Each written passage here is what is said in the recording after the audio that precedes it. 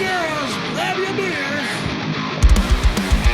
Hey everybody, this is Charlie from Anthrax, and you are listening to today's Boondoggle. This is Mark Metcalf, and you are listening to today's Boondoggle with Bailey on Domain Cleveland Radio. You are listening to today's Boondoggle with Bailey on Domain Cleveland Radio. Yes, Kato Kalin listens to this all the time. Welcome to today's Boondoggle. Now here's your host.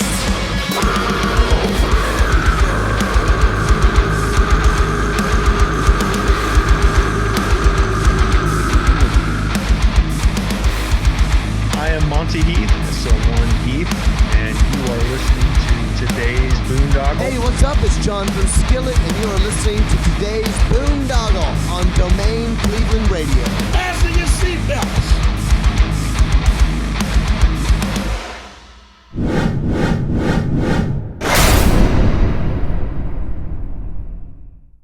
Louder Than Life, September 21st through the 24th in Louisville with Foo Fighters, Green Day, Tool, Avenged Sevenfold, Godsmack, Limp Bizkit, Pantera, Queens of the Stone Age, Weezer, Megadeth, Turnstile, and many more. Get your passes on sale now at louderthanlifefestival.com. What's going on, everybody? It's Bill Bailey with today's Boondoggle. And real quick housekeeping note, if you're watching us on YouTube or Rumble or BitChute or Odyssey, please hit that follow and subscribe button. And if you're listening to us on Spotify, Apple, Google, whatever podcast platform you listen to us on, please hit that follow and subscribe button so I can continue to bring you the conversations like the one I'm about to bring you today with my good dear friend, Officer Tom Kelly, retired New York City police officer. So quick backstory. I met Tom on the 20th anniversary of 9/11, ironically, at the Incarceration Music Festival. And, we hit it off immediately, have a lot in common that we'll get into, especially our love for music. But, Tom has a very interesting story, and it was ironic that we met on the 20-year anniversary of 9/11, because as we'll get into, Tom was on the force there in New York City, Ground Zero. Tom, first of all, thank you for doing this with me today. We've been talking about it for a while, and usually when I have people on for the first time, I like to get a background. So do you remember as a little kid originally what you wanted to be when you grew up? First things, as a real little child, as a toddler, my dad was a Wall Street business executive. So, always said, I'm going to be like my dad, a businessman.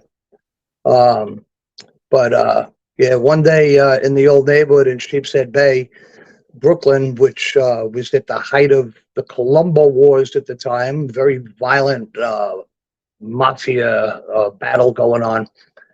And I'm riding my bike around the block, and I saw a dead body in the backseat of a car. So I was 5 or 6, and I remember seeing the patrol cop, the old walking the beat cop. We had one of those ring boxes on the corner of the telephone where the cop every half hour would have to call in to see if there's any assignments on his beat. And I remember seeing him and driving my bike, caught up to him, and I said, got a dead body in a car over there. And he's just looking at me and he's shaking his head. And he's saying, if this is a joke, I'm going to whack you with this stick. And I said, no, mister, this is real. And so he walked back with me. He looked in the back seat and he went, oh, shit. And then he told me to stay by the car and don't move. And then next thing you know is, he gets to the call box, and within a short time, all these other police cars are showing up. And then, the gruffy old detectives with the raincoats, and they put up this yellow tape around the whole car. and I'm on the other side of that yellow tape, and they told me to stay there because, all the detectives wanted to interview me, and they were talking real nice to me, but I was just looking up to these guys and saying, man, I want to do this. When I get big, I want to be a cop. And so, yeah, that's when I had it. I kind of had that dream. And then about the age of 11, I began working with my dad's brother, catering business in Brooklyn, doing these weddings and stuff. And I was a kitchen helper. And half of his, part-time staff that he hired on these weekends were all cops. Off-duty employment, make, a little extra money, feed the family. Cops never made any good money. And, but, just hearing them talking stories in the kitchen, and, they kind of took a liking to me. So they were telling me some pretty off-color stories, for a little kid. I always admired it, and I had a great deal of respect for the people that did that job.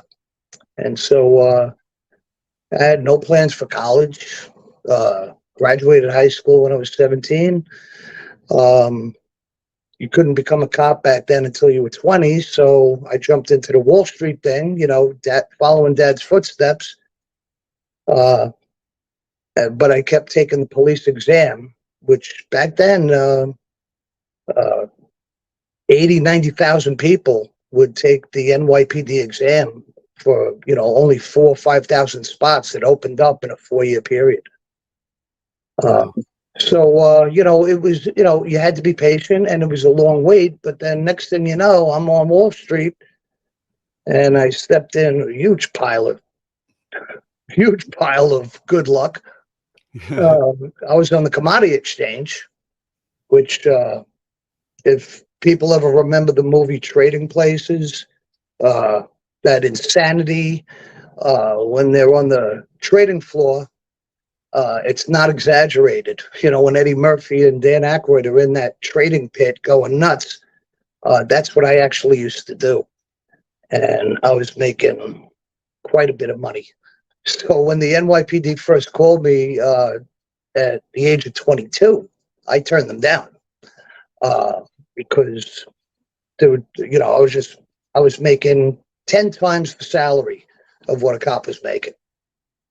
So, but I still, I pursued it. So then when the next exam came up, I wound up taking altogether 3 exams. And then, again, I was blessed with foresight, because even though I was making quite a bit of money, I saw how Wall Street was changing, where, computers were being introduced. And so they were going to start replacing human beings with computers. And that was as early as the mid to late 80s. And, I was making good money, but there was no pension. There was no, retirement plans, so to speak. I was just 27 years old, and police department called me again, luckily for me. And so I cashed in my chips in Wall Street, and I was able to get in the police academy in July of 1989. Nice. And what was that process like back then? I'm sorry? What was that process like once you got, into the police academy back then? Let me tell you something. The process, again, because average was about 80,000 applicants for 4,000 positions. The exam itself, the written exam, it's an 8th grader should be able to pass it. But after that, the grueling part, and I'm talking really grueling, is all of the next application processes of, holy good Lord, the psychological exam is about 8 hours long, a written exam, and you got to sit there, and I'm talking thousands upon thousands of questions that are just repeated over and over again. And that's how they weed out the nut jobs. Those those tests are all. I forget the actual names of the exams. One's Minnesota something or other, but these are all basic written exams that once the computer puts all this stuff together, they can tell who's a nut job, who's violent. It's pretty thorough. So they get rid of probably a third of the candidates right off the bat from the results of the psych. But if you pass the psych exam, then there's the psychological interview, which they try to really get under your skin. They try to get you to lose your cool, huh?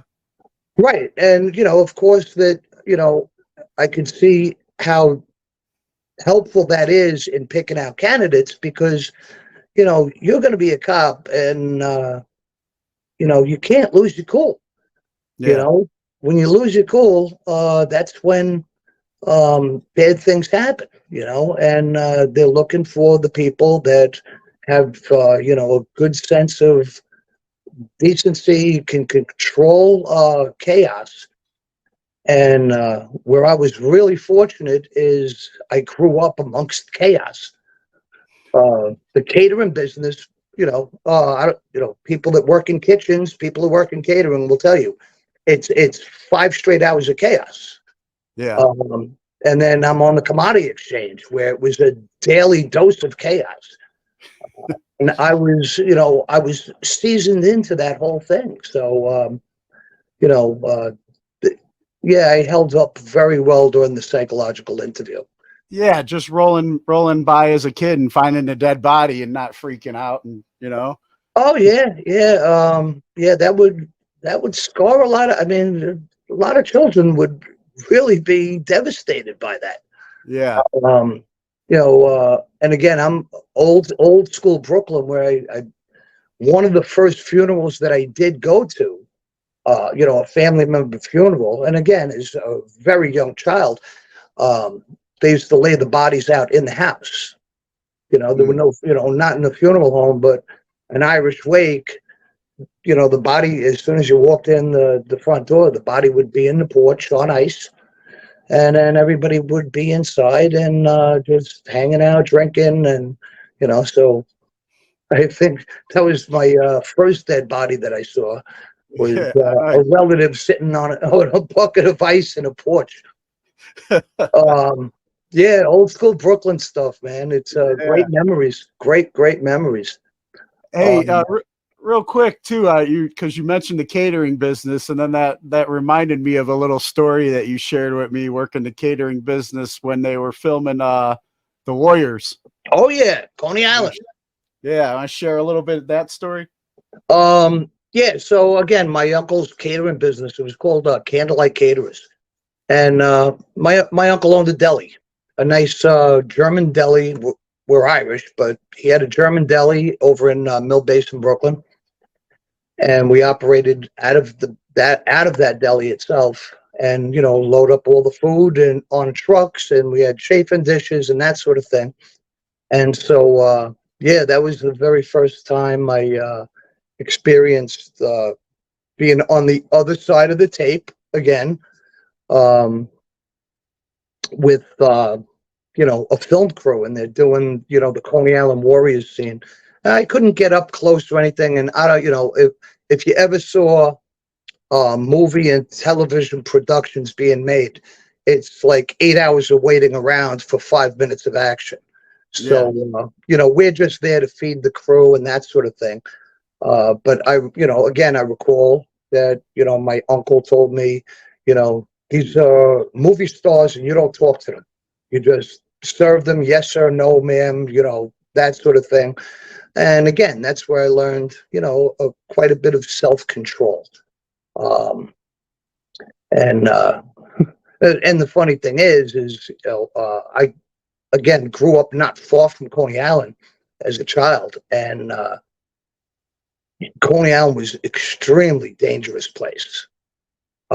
It was crime ridden. It was as bad as you would imagine in that movie, The Warriors. It was actually a little bit worse. Yeah, when my folks first split up, and I was 8 years old, and I wanted to learn how to ice skate. And Coney Island still has an ice skating rink there. It was there from the early 70s when I was a kid.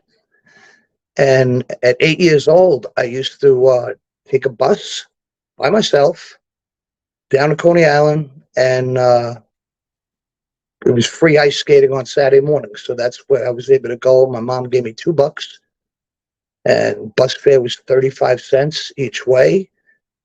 And so I had $1.30 that would buy me a hot dog, a knish, and a soda for my lunch, and I get to skate for 4 hours.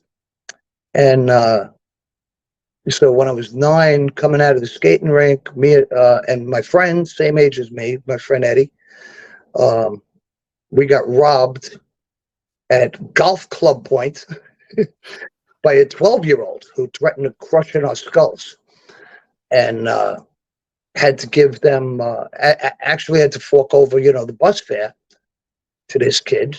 And he took off with the money. And again, now I'm looking for help. Who do I go for? I'm looking for the police.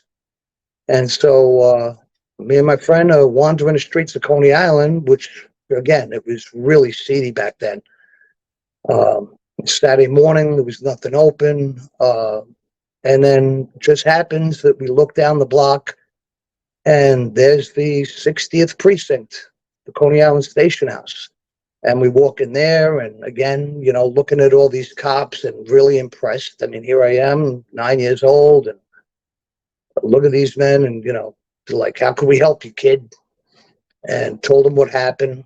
And they sent a patrolman to walk us down to the bus stop and to put us on the bus for free.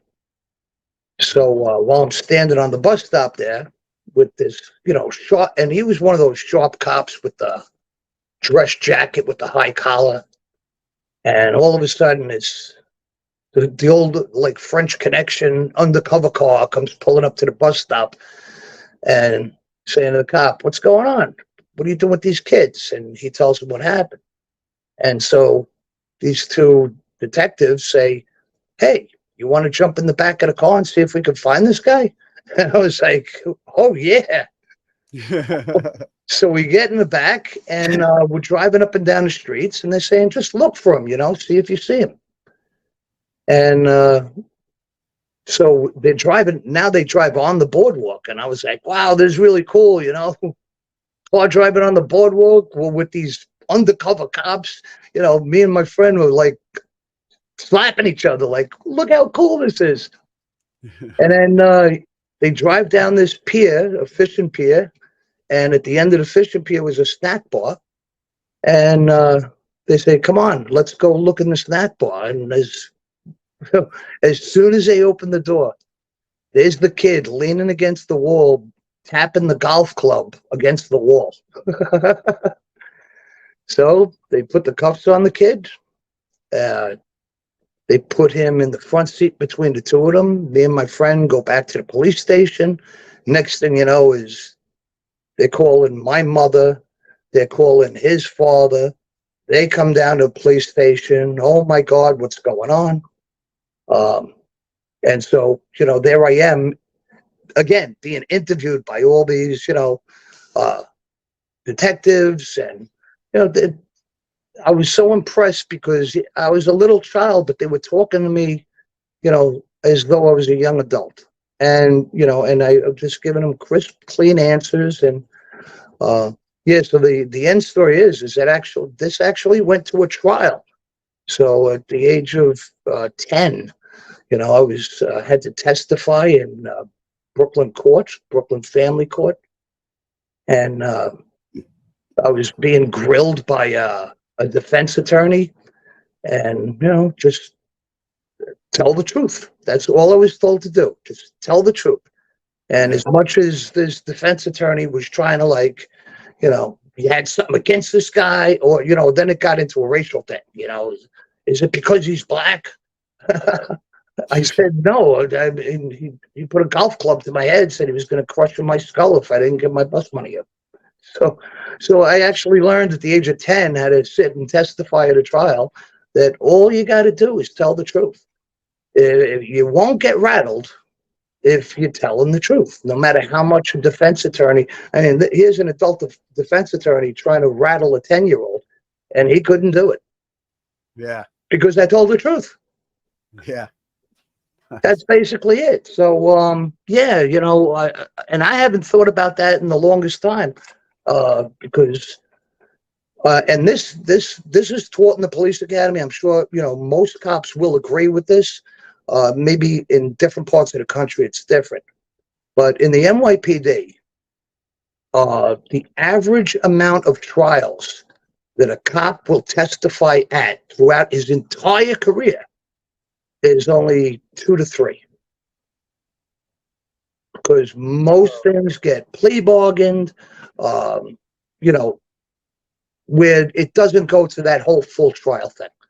You know, you may testify at the grand jury, you know, dozens, scores, hundreds of times. But when it comes to a trial, that's you know, very unusual. And in my career, though, I testified at 14 trials of arrests that I made. Yeah, I wanted to ask you then about, you know, the police academy back then, what it was like, you know. Oh, yeah.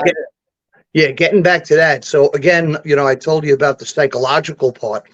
Yeah. But then they have what's called the applicant investigation section. Okay, so these are all these detectives, and you know, really sharp detectives. They have to actually go through everything with you. I mean, and what they love to do. Now, I lived in Staten Island, New York, and you know, which is a borough of New York City. My investigator, his office was way at the northern part of the Bronx. You know, the most difficult commute for anyone from Staten Island is to get to the north end of the Bronx. And they would call me and say, yeah, we need your tax returns from last year. And we need it now. So get it together, get in your car, and bring it to us right now. And if you ever failed to provide a document, that was it. You were just, okay, you're off the list, you know? So I'd get in my car, drive all the way up to the Bronx, take me 2.5 hours, give them what they asked for. And they said, oh, did we say last year? No, we meant 1987. Go back home and pick that up and bring it back to us. We need it tonight. And again, that's, you know, the screwing with you type of thing. Yeah. Because believe it or not, they're preparing you for what happens when you're a cop. You know, these are real things and the frustrations, and they basically try to get you to quit. You know, so then the academy itself is something that, I mean, a complete wake-up call for me, because like I said, I never went to college. And so this is college level classroom learning. I hadn't had any kind of physical exercise in 10 years, other than, you know, standing on my feet in the commodity exchange for 6 hours a day, and 12-ounce curls. That's the most exercise I had in 10 years. And there they are, the first day where you gotta run 1.5 miles. You gotta do all these push-ups. I'm talking the first day that you're in that gymnasium, and holy good Lord, the things, you know, the sit-ups, the exercises I never even heard of. But, you know, the way that they make it sound is, if you can't do this stuff today, just quit. You know, people actually got up and walked out. And it's exactly like the military, because they say this is basically a paramilitary organization, which police departments are. It is a paramilitary organization, whereas you have to be there on time. You got to stand at attention. You got to learn how to march. You got to learn how to salute. You better have, well groomed. If you have any 5 o'clock shadow, they will turn around and tell you to go home. What, you don't have a razor? It was strict. Yeah, it's funny you say that too, because I went for a friend of mine. His father was a police officer, just recently passed away.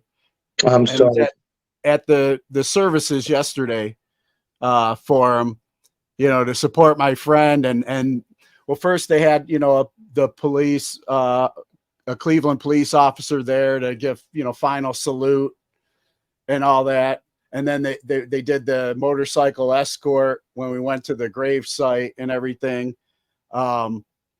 I ended up getting asked to be one of the pallbearers because not all their pallbearers were there. So that was quite an honor. But they proudly displayed this newspaper article of when he was on the force, and he had gotten to like a lawsuit with the police officers about first, it went from a mustache to a full beard. And yeah, I'll have to send you a copy of it. I took a picture of it. I'll have to send you a copy of it. But it was kind of funny that was like, he ended up being suspended 6 months, but then, ended up getting obviously his job back and everything. But it was kind of funny how he fought with the regs back then. He's like, I keep my beard clean, but as a matter of fact, yeah, that's funny. We had what's called the patrol guide, which we had to memorize. Picture a book with close to 4,000 pages in it. No way to memorize, but they hang that over your head if you ever do anything wrong. And when it came to that grooming thing, because they tell you that like in the first week, and everybody was really confused because they said you could have sideburns down to the earlobe. No, above the earlobe, the mid-ear. Definitely no gross mutton chops. And everybody's just like, what the hell is a gross mutton chop? Because that goes back to the 70s, where they had these sideburns that went down and, they look like pieces of pork hanging off your ear. So, they never updated, a lot of the things from the 60s and the 70s when this guide was written. So, yeah, that's really funny. And I honest with you, I know a lot of cops that are really upset about, that cops are allowed to have beards now. During the whole COVID thing, for some reason, everyone, became lumberjack again. And they allowed the cops to start wearing beards. And truthfully, I don't know. I mean, I'm old school. So me, I think you look a lot more professional, clean shaven. I think, it just commands a little bit more of respect if you present yourself as a professional. I agree. Yeah, but I'll leave that up to anybody's, opinion. But yeah. And so, after you process through the academy and all that, and you're on the force, what would you say some of your, career highlights or experiences were? Well, I was very, very fortunate. Like I was saying earlier, that my uncle employed a lot of these cops in his catering business, and the one that I became most friendliest with, his name was John McDonald, and he was actually a childhood friend of my uncle's. They went to kindergarten together, and as adults, they stayed best friends for life. And he, even though his rank was only lieutenant, he was so not just so well liked, but he was so influential. He was able to place me in the best precinct out of 77 precincts in the city of New York. He put me in the best one, and it's called Midtown South Precinct. And it covers the area of Times Square, Madison Square Garden, Grand Central, Port Authority bus terminal. This was the old Times Square, the old 42nd Street that was really it was super seedy, real seedy. But without a doubt, the best place in the world to work. It was less than 1 square mile, but more than 4 million people a day passed through that 1 square mile. So you encountered everything from, the corporate CEOs of, huge corporations. We had all the modeling agencies on 7th Avenue. We had the Garment Center, but we still had 42nd Street and, the birth of hip hop, which was 50 years ago, but it was really in its heyday. On the area of 42nd Street, all the current rappers love to be seen up and down 42nd Street. So I would often see Run DMC. I would often see Public Enemy, Living Color, Corey Glover used to hang out across the street there and keep an eye on me. And so, so one day, and I'm a brand new rookie, and, I'm standing there in my clean uniform all by myself, and I worked the midnight tour, which you had to stand by yourself, and it was nutty back then. But earlier, around midnight, it was still, streets were packed in Times Square. And so all of a sudden I see, this group coming up the block towards me and holding one of those gigantic boombox radios, ghetto blasters, whatever they called them, and blasting this music, which, I could care less. And big shoulder-held video cameras. And it was Flavor Flav doing some impromptu street video thing, which I used to see all the time. These guys would just go out and, they're doing street videos, which I could care less. But as Flav starts getting real close to me, and I'm just looking and observing, and all of a sudden he throws his hands right up into my face and fuck the police. And his hands came within an inch of my face, and all I saw were 2 hands coming at my face, so I just reacted with one quick punch. Boof! I knocked Flav down onto his ass, and I grabbed his clock. He had the big giant clock, and I just started whacking him over the face with this clock. Unprofessional. A little bit unprofessional. So I'm hitting him over the head with the clock, and he goes, you want to know what time it is, Flav? Because I knew his expression, what time is it? So you want to know what time it is, Flav? It's Tom Kelly time now, motherfucker. And I'm hitting him in the face. And all of a sudden, I come to the realization, I saw those video cameras, the big shoulder.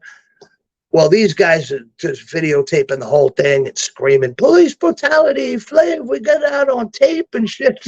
And I'm like, oh, I'm done for. I'm going to get fired for this idiot. I'm going to get fucking fired for this. But, and listen to Flav's credit. So he jumps up and he goes, yo. He goes, get this shit on camera, man. Get this shit. He goes, I assaulted this officer. I assaulted him. He did nothing wrong. You see, I hit him in his face. He goes, I deserve to be locked up. He goes, I was resisting. He goes, so this is all bullshit. The cop did nothing wrong. And he turns around, he puts his hands behind his back, and he's like, I'm sorry, Officer Kelly. And so with that apology and all, I just said, hey, Flav, thanks for manning up. I said, why don't we just shake on it? You go your way, I'll go mine. And we shook on it.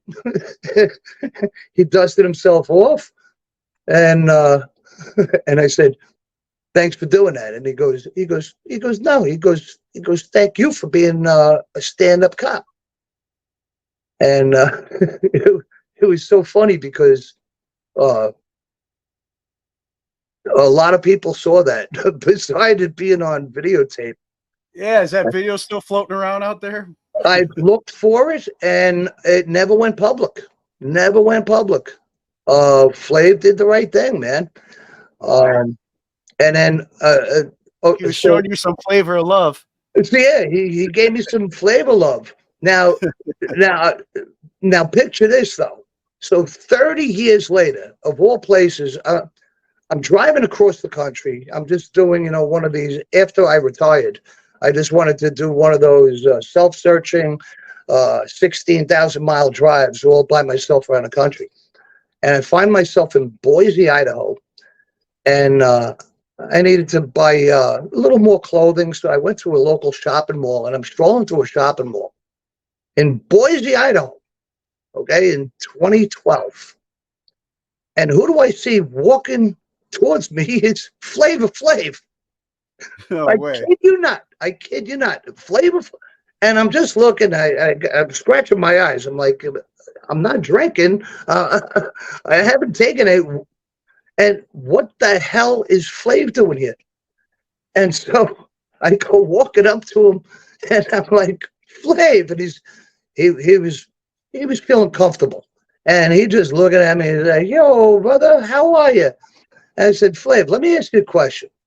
I said, do you remember when you were young, back in the day on 42nd Street, and some cop beat you over the face with your clock? And he's like, yo, man, he goes, that shit was funny, man. He goes, did you see that shit happen? And I said, Flav, I took out my shield, my ID card, from the police department. I said, Flav, that was me. And he just looks at me and he just starts hugging me and he gives me a kiss on the cheek. And he's like, much love, man, much love. He goes, you were a good cop. He goes, you should go teach in academies, man, or teaching how to people, to just let the brothers go if they apologize. And it's just like, yeah, most people would have probably thrown cuffs on him and, oh, look who I locked up, Flavor Flav. Hey, listen, as far as I was concerned, shit happens. There was a lot more dangerous things going on in the streets. A lot more people needed the service of us other than, locking up some bullshit rapper for doing something stupid. Yeah. But that's what made the whole job so great, though, is so many people do so many stupid things. And it's just funny. To me, I learned to laugh at everything, because best therapy in the world. Just learn to laugh and laugh at everything. So yeah, that was 30 years after the fact, and there I am meeting up with Flav. Funny as hell. Nice. And then, like, during your time on the force too, like, what were some of the things? I mean, because New York City, there's history's always seems to be being made there. Even before we get to 9/11, like, what were some of the things when you were on the force that was what was hot issues? Well, hot issues as far as the riots, of course, the social issues type of thing. Even though if you work in one command, one set command, and I was, in Midtown Manhattan, but if something sparks up big within the city, you got to jump and you got to go, to wherever part of the city. So one of the first riots that I went to, there was the first riot in Tompkins Square Park was in 1988, a year before I became a cop. But then in 1990, they wanted to have the 2-year anniversary of the riot. So back then it was the East Village of New York. It was full of all the anarchists, the punk rockers, basically the later fringe of the punk rockers, and still wearing the New York City hardcore guys, and anti-cop, anti-establishment, this, that, and the other thing. And the first Tompkins Square Park riot had a lot of cops got in trouble because it was the first time that video cameras were used, where even though they videotaped and then they edited out, be honest with you, they edited out, all of their actions, and then just showed, the news just kept flashing, cops struggling with people and, police abuse. That was the first time where, it was all over the news nationwide. Look at the brutality of these cops in Tompkins Square Park. Again, it was all very edited footage because all the cops basically got, they exonerated because at the trials, the full tapes were shown. But yeah, that was my first riot. Was in '90 when they had the 2-year celebration, and it was not as bad as the first one, but it was pretty bad. Where I had a door thrown at me they lit a door on fire with gasoline, and a group like 6 of them picked it up and they threw it at the front line that I was standing on, and rocks, bottles being thrown. And then, I wound up having to stay down there for about a week. And so, I have all of these, and these are people that I go to concerts with now, right? That would walk up, jackbooted Nazi and spit on me. And, just, just people get caught up in all this wacky stuff. And, but it could be quite dangerous. I mean, these bottles being launched off the roof at you. Again, I just learned to be, you had to just be brave. You just had to be brave. Yeah. And during your time too, was there any big cases that were making the news a lot too, that you were involved with, or just were going on in New York City around your time? And well, okay, so I had a lieutenant who was, and this is my midnight lieutenant as a cop, and his name was Jimmy Roberts. Probably the most brilliant crime investigator, probably the most brilliant old school cop. And he loved to share his knowledge with people that were willing to learn. And so he never forced you to learn anything, but a lot of people called him a kook because, and this is what I'm specifically getting to. There was a group of professional burglars, and I'm talking not limited to Midtown Manhattan. I mean, these guys, the FBI had an entire task force after these guys. They called them Yaks, and Yaks stood for Yugoslavian, Albanian, Croatian, and Serbians. And this is, during the Croatian-Serbian wars and all of these things that were going on in Eastern Europe. And so these guys were super professional burglars that were hitting from Hawaii to New York, all big jewelry firms. They would only go after, safes that they could break into that, 5 million plus, in gold, diamonds, etc. And these guys were the best. And so, so they had hit quite a few places in Midtown Manhattan because another thing besides garments and modeling were jewelry manufacturing of New York City. So we had a lot of these places that had millions of dollars worth of gold in their safes. So every time that one of these places got hit, my lieutenant would grab us and say, the Yugo's hit, and just drag me and a couple other guys that wanted to learn, and basically teaching us how to do detectives work. I mean, detectives were involved, but we were the first on the scene. We were always first on the scene. So how to preserve the scene, how to preserve evidence, how to secure the tools, et cetera, and so forth. And so he was,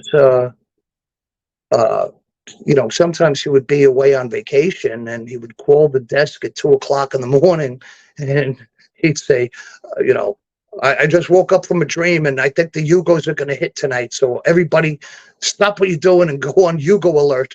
And, so everyone just thought he was a wackadoodle, But because of the way he trained us, man, one night, I was in the burglary unit and one night got the call that there's an alarm going off at Tamas Gold.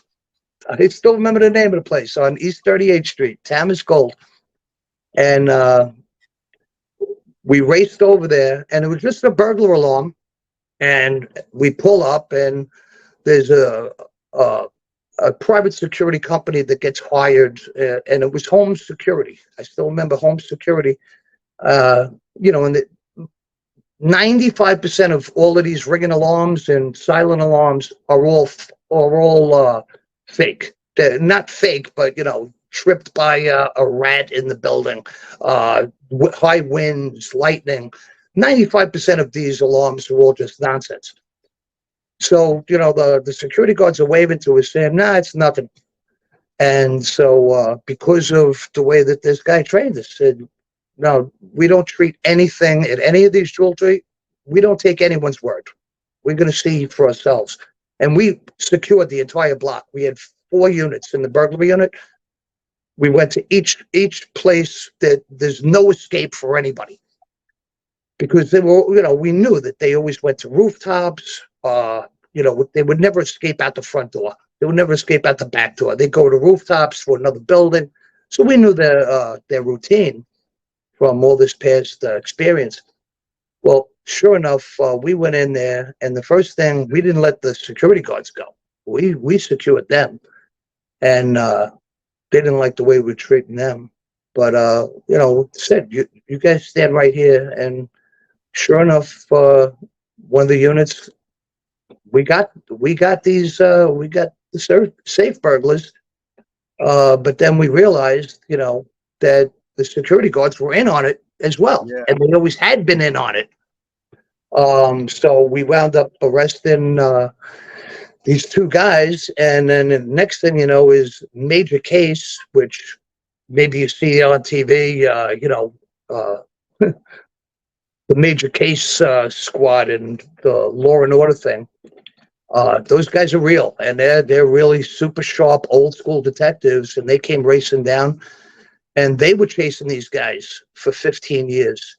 And it turns out I locked up the leader of the entire crew of over 60, the professional safe burner, where they use magnesium burning rods. These things get up to 10,000 degrees. They go through a steel safe like a knife through butter. I got the security guards. Turns out one of the security guards was also, when he was not doing security, he was robbing banks, and he did a murder while running out of a bank robbery. He did. And the 4th security guard, who we got to flip, and they lessened all the charges on him to a misdemeanor. Believe it or not, he got in the police academy. Go figure. Nice. But we were able to. One of the Major Case guys would not retire until these guys got caught, and FBI came in. I mean, it was on a cover of like Newsweek magazine or something like that. So that was probably one of the coolest arrests that I never really got any credit for, but I didn't care about the credit. It's because I know what I did, and it's a great story, and I learned a hell of a lot on how to rob high-end jewelry safes. So if you wonder where I get all my concert money from, no, I get that from my pension. Nice. Well, what about like during your time, working the force, being, a lot of people, that all my friends I meet from New York City, there's like this pride, everybody's, I mean, it's all across the country, whatever town it is, they get behind their football teams and stuff like that. But there's this like different level, like type of New York City pride that I've met with my friends that have grown up and lived in New York. And you being one of those people, like, what did you notice when you're as part of the force, like the evolution of the city of New York, from, talking about the days of seedy, Coney Island being very seedy, the Thompson Square riots. Did you ever see any like part of the time when you were in there where the city was like on its way, like really to clean up and things were looking good and going well for the city? I could actually give a very good explanation for that. Okay, so he doesn't have a great reputation right now, but besides that, but they said it was Mayor Giuliani cleaned up Times Square. Mayor Giuliani cleaned up the city of New York, and okay, so I got to give credit where credit's due. Is everyone thinks that he was the one that put the fire under the asses of the cops. That is completely false. Now, so let me explain how the turnaround actually began in the early 90s when Mayor Giuliani was finally elected. The problem wasn't the cops. We were always making the arrests. Cops were always doing their job. The job was never being done by the criminal justice system. Okay, so prosecutors would, just dismiss anything that was minor. Okay, they would just, time served, because back then, if you made an arrest for something simple, a shoplifting arrest, somebody would actually be in the Tombs, which is part of central booking in New York City. They might be in there for 3 days before they even saw a judge for a shoplifting charge, which was ludicrous.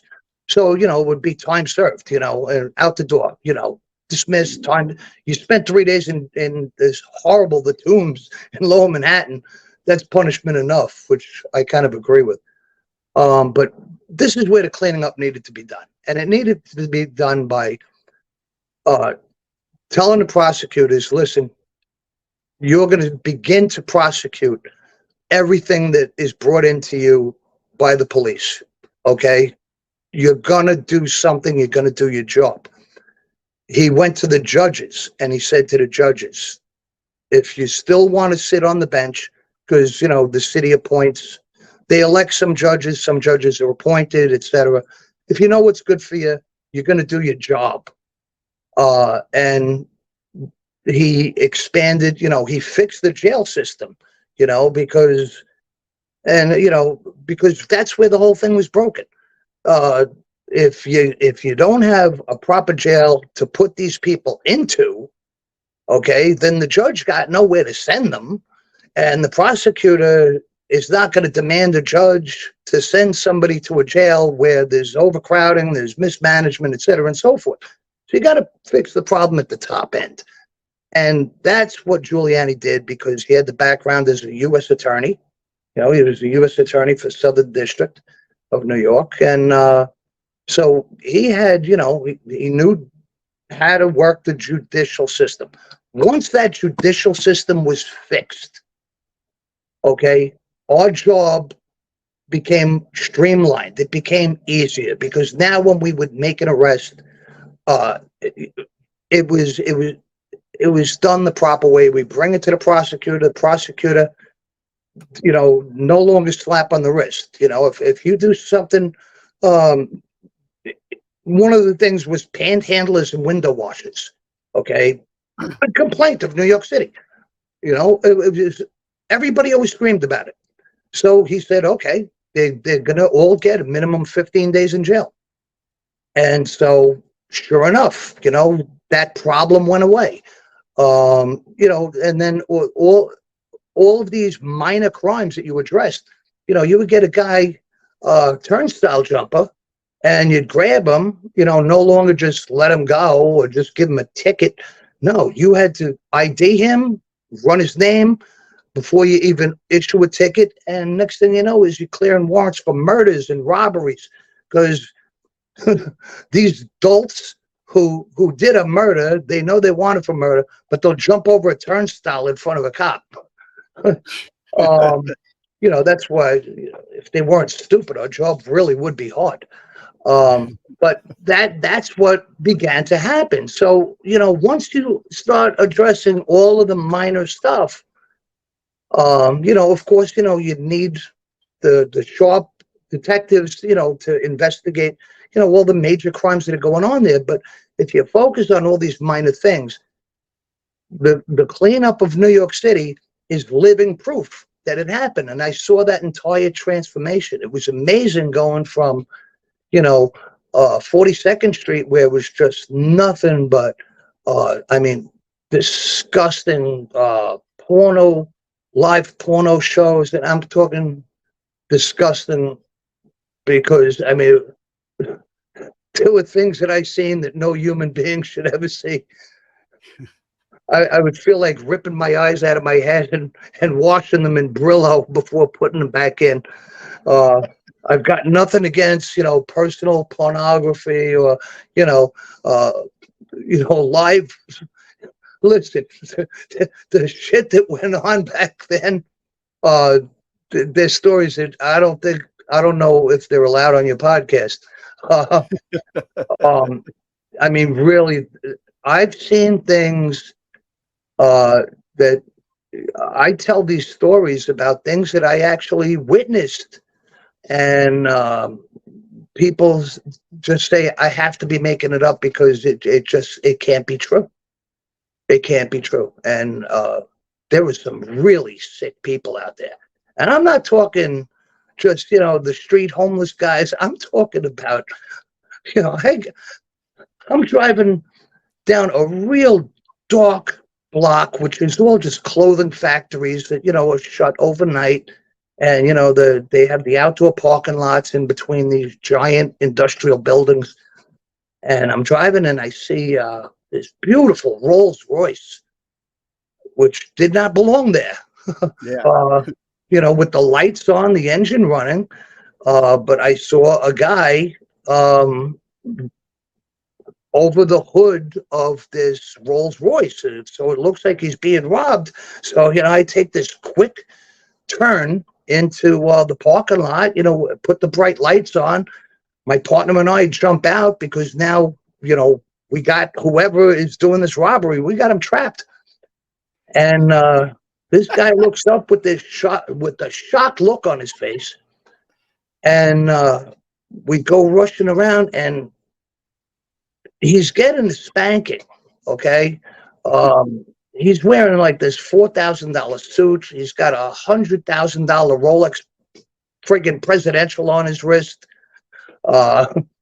He's getting spanked by this girl, and I remember her name, Sandra Cook. She's probably dead by now, so I could say her name. She's got to be dead a long time. She was a skeletonly, green-skinned, no-tooth crackhead that was covered in impetigo and covered with AIDS sores. And he paid her $50 to spank him and say, and keep on saying, "Daddy's been a bad boy. Daddy's been a bad boy."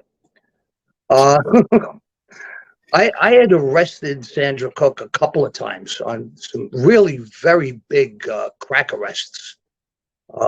She always got out because she would always flip on the street dealers. But she was amazed too. She said, he gave me $50. So I had to spank him.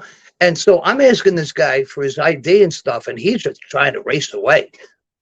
But yeah, it turns out he was CEO of one of the top banking institutions, not just in New York. I'm talking a worldwide banking institution. Go figure, them bankers. I mean, how low can I go with this thing? Because I could go kind of low. Oh yeah. I don't set the Okay. bar really high here at today's Okay. Boondoggle.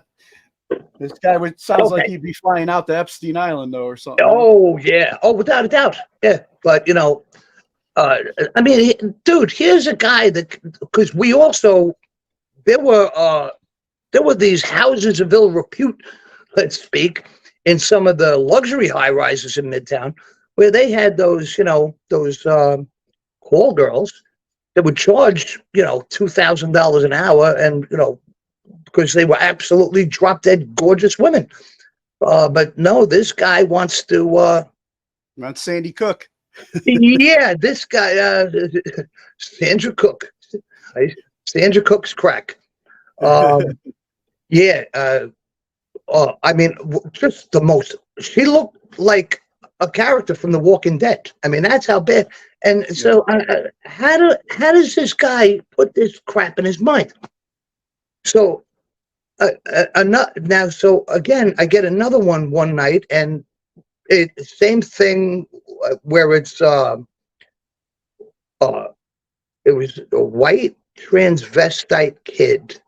He was a young kid, man. He was probably only about 21, but he already had, the HIV, already had the body sores, and he wore a little pink dress on 8th Avenue, and he would give $10 blowjobs to help survive his crack habit.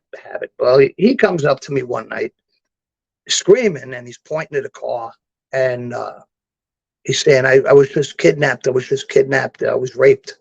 And I was, hey, listen, we take everything serious, Yeah. even, this is an unserious guy. Anytime I would see this kid, getting picked up, doing his little, street hooker thing, I mean, I could care less, that wasn't part of my job. We can't make prostitution arrests. A lot of people think cops could do that. No, there's laws. Just because you observe and you know what's going on, you can't make arrests. I mean, there's a process for that, and it's done with undercovers. And so the most we can do is shoo them away. But so for this kid to come running up to me, who would always be avoiding me, I'm saying something's wrong here. And so I get a quick glance at the license plate. I jot down the license plate of the car that's speeding away, and so I said, so what's going on? He goes, I was taken against my will, and I was raped. And he goes, I was sexually assaulted. And I said, but aren't you? He goes, no, it's not the things that I do. I said, okay. So I bring him into the station house to be interviewed by a detective. And what happened here? And it was this middle-aged white couple that pulled up alongside of him. And the guy gets out of the car and shows a badge and a gun and says, you're under arrest. So I said, oh, shit, now he's talking about it's a cop. What's more, so now we got to call internal affairs in on this, because it's being, alleged that a cop forced him into the car against his will.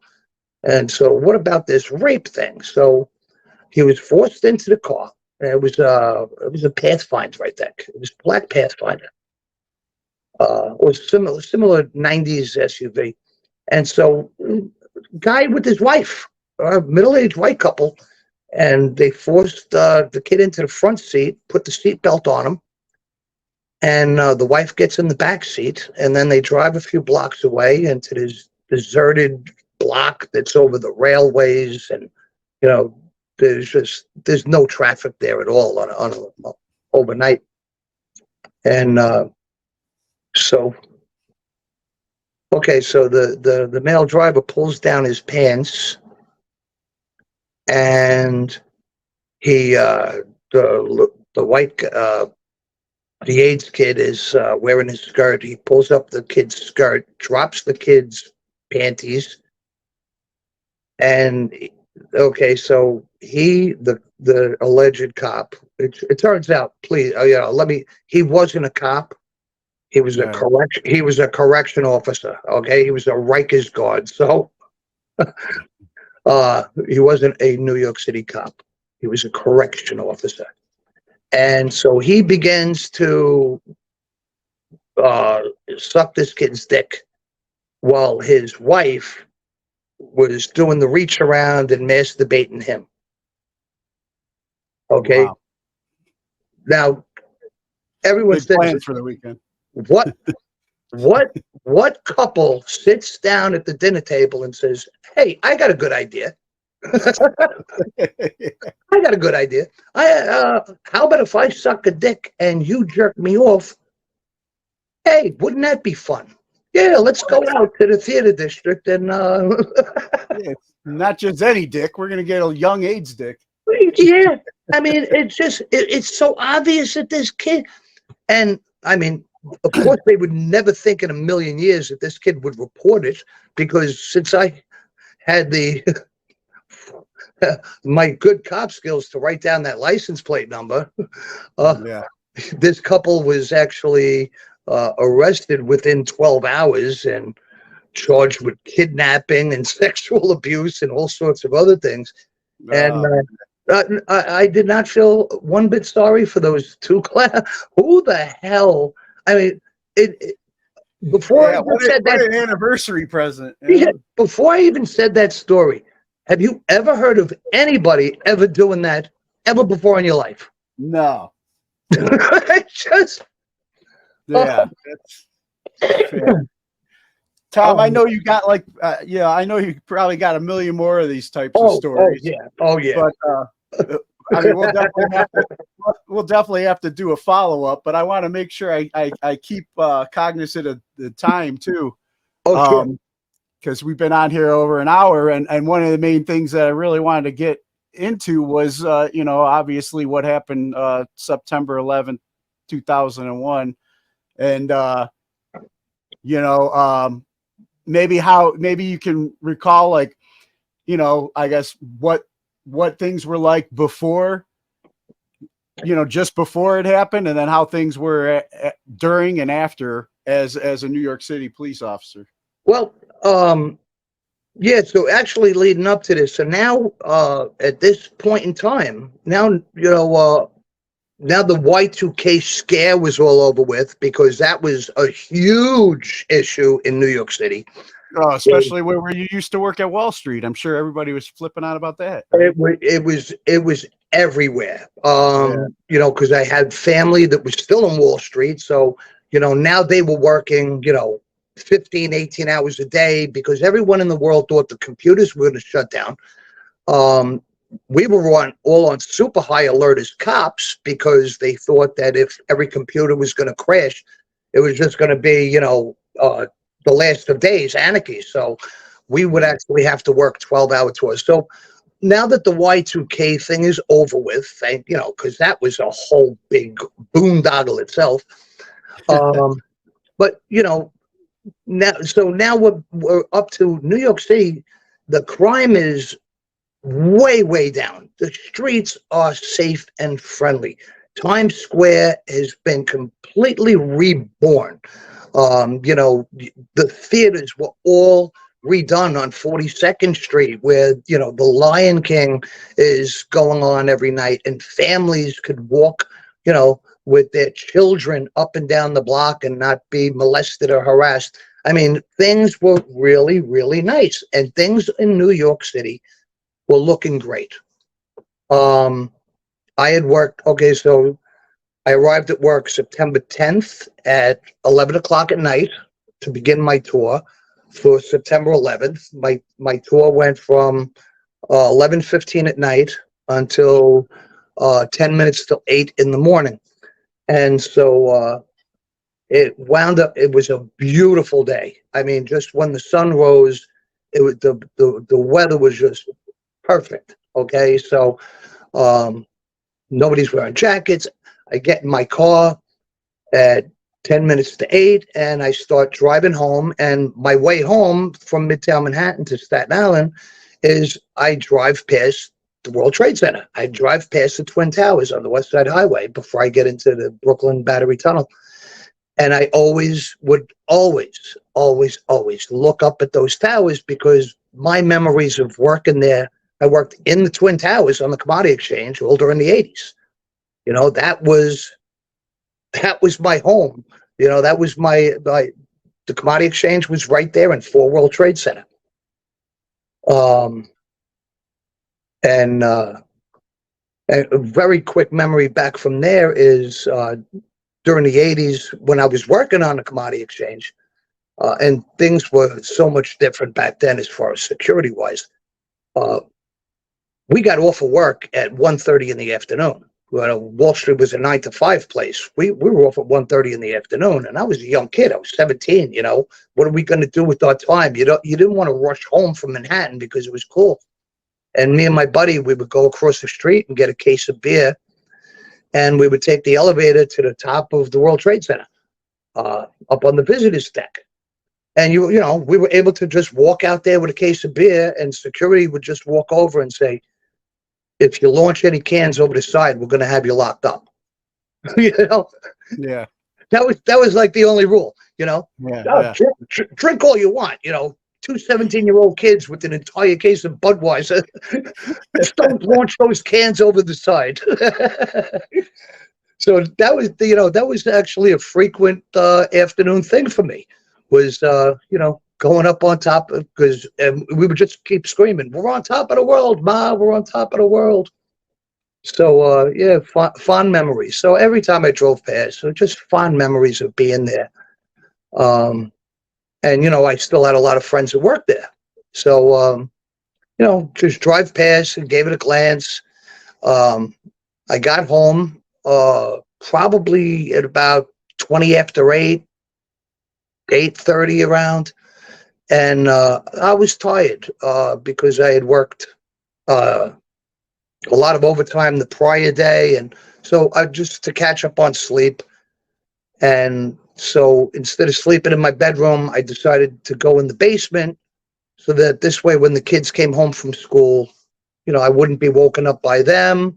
I just wanted to get a good sleep into the night. So I went down to the basement. I shut off all the lights.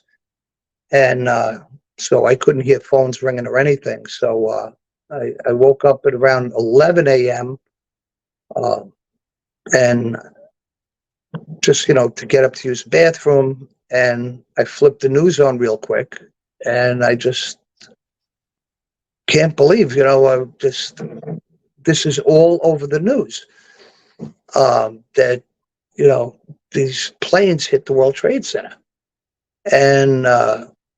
And then seeing the buildings collapsing. And I'm just, you know, out of a fog. I mean, I've only been asleep for a couple of hours. And so I'm just really, I mean, physically for the first time in my life, actually hitting myself saying, am I having a nightmare? And I just keep flipping from channel to channel to channel to channel. And I just cannot believe what I'm seeing. Because I'm watching it on TV just like everybody else. And so, you know, I know that, you know, this is it. I got to just spring into action, you know, but, you know, just took me, you know, time to collect my thoughts of what do I really have to do first. You know, if I'm coming from home, I mean, the most important thing is I got to get my kids and I got to make sure that somebody's watching the kids.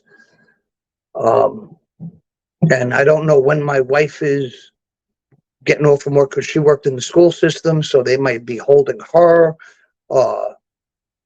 for, you know, the kids that they wanted parents to pick up all their children. So she might be held at the school, so I got to make sure that I got somebody to watch my kids. And so I'm calling the schools, and well, we got that settled, and so then I called into work, and they told me that I'm not going to be able to get off of Staten Island because they locked down all of Staten Island. There's only 4 bridges to get you off of Staten Island. One goes to Brooklyn, the other 3 go to the state of New Jersey. And you got the Staten Island Ferry, that goes from Staten Island to Manhattan. Those are the only ways off of Staten Island. And they said, there's no way you're getting across any of the bridges, and the ferry is only going to be used as a morgue ferry for bodies recovered. So there's no way to get off that island. And so I had to think about this. So there's got to be a way to get in there. And I mean, because Staten Island is home to a lot of New York City police officers, a lot of New York City Fire Department, a lot of city workers in Staten Island. So I'm saying these guys have got to be getting off one way or another. And so I figured the best bet for me to do is New Jersey. And so I called into work, and they said, spend a few hours with your family, because once you're in here, you ain't going home. Or in the worst case, they may never, ever see you again. Mm.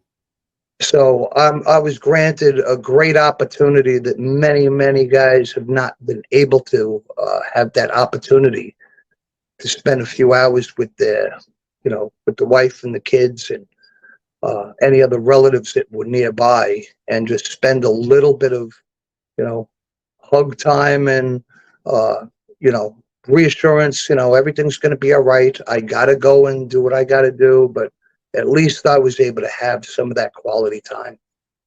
So that was really, truly a blessing. And then, so, a little later on in that evening, I had gotten in the car, threw in a couple of changes of clothes, and then just headed over to one of the New Jersey bridges. And I crossed over into Bayonne, New Jersey. And again, the bridge was closed, but as soon as I pulled up, Port Authority cops that were securing the bridge, I said, I'm going to Trade Center. And they were like, go right ahead, straight ahead. Got to the New Jersey Turnpike. State troopers were there. And, again, Jersey Turnpike was closed off. Just showed them my ID. They said, head straight to the Holland Tunnel. He goes, no, I'm sorry, head to the Lincoln Tunnel, because the Holland Tunnel, which is a further lower Manhattan, they said, you'll never get out of it. There's collapsed crap on the other side. So headed over to the Lincoln Tunnel, which actually comes right outside of my station house. And so, that was the way that I got myself into Manhattan. And and this was by the time, after making sure your kids and wife and family were safe and spending that time with them. Obviously this is after the towers had already fallen. They're already down. And you were part of the crew kind of helping retrieve and help clean up. And well, I mean, there's a lot more going on than that, because the first night getting down there. Okay, so it's less than 24 hours from the collapse itself. So I mean, it's just complete chaos, and again, complete bewilderment, because there's no telephone service. There's no the radio communications all went down. All police headquarters, all of the telephone switchboards went down. So everything was being organized basically kind of like the old school way, where there weren't enough radios to give out to the cops for the radios that did work. So it all had to be done paper, pieces of paper, no computer printouts or anything. And, we all had to travel together and going into complete unknown. There were no street lights. I mean, there was no electricity, but the buildings were on fire. It was an active, massive casualty situation where nobody had clue one as to how many people were in the building. They had no accountability of how many cops and firemen were in there, where people could possibly be trapped. I mean, it was just complete. Nobody knew really how to approach this, because something like this has never happened. Oklahoma City bombing was one thing, but there was a different type of an explosion over there. This was complete collapse of two of the biggest buildings in the world. And I mean, it went straight through down, crushed subway tunnels. You're talking about, they had no idea how many, subway trains were underneath there, were crushed, and how many people could have been in there. And, how do you approach this thing? And when I first got down there, and the choking, the smoke, basically we were kind of staged about 4 or 5 blocks away, because just no breathing. The only people that had breathing apparatus is firemen. So it was a step into hell. This was it was frightening. It was frightening. I was never frightened too much in my whole career. This was frightening and indescribable. And not just trying to find people that were like trapped, but I mean, having to deal with a panicked, civilian community and stuff too, I'm sure. And I always kind of had an answer for something. But anybody, any civilian that came and asked, there's no answer that you could possibly give. And in the coming days, before they set up, it took quite a few days to set up an entire security perimeter, where in the beginning, anybody could just come and go, anybody. And so, within, I'd say in the third day, so heartbreaking, people coming down with photos of their family members and saying, can you help find him? And you're not going to be rude to these people, you just wanted to actually hug them and shed tears with them, because and there was hundreds of people just walking around holding photos of family members, because the hospitals didn't really, people were being brought to hospitals in New Jersey. Again, there was no phone communication. So all the lower Manhattan hospitals, they had no way to communicate to, family members that they had a family member in the hospital. Just total chaos for the first week. And, it was taking a real toll, because we had to work 18-hour tours. Again, I traveled from Staten Island, which was, an hour commute by car each way. So an 18-hour tour, well, that's 20 hours out of the day, just the travel and the tour, if I was to travel. And but then, you got to be in for roll call ahead of time, and, there's a lot more process. So, we were lucky to get in, if you could find somewhere to lay down for 2 hours. Most people would sleep in their cars for a couple of hours. So we all knew where our cars were parked in Midtown, and, just go over and tap. That was really the best place to sleep, was in your car.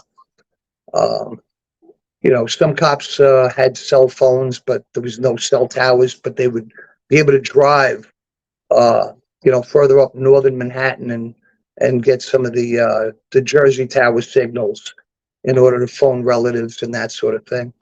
But not everybody had cell phones back then. It was, maybe, 20% of the guys carried cell phones. So, you would actually have to drive somewhere and try to find a signal, because you weren't getting any in lower Manhattan. And so during this time, as time goes on, what would you say, going back to like kind of talking about that different level of New York City pride?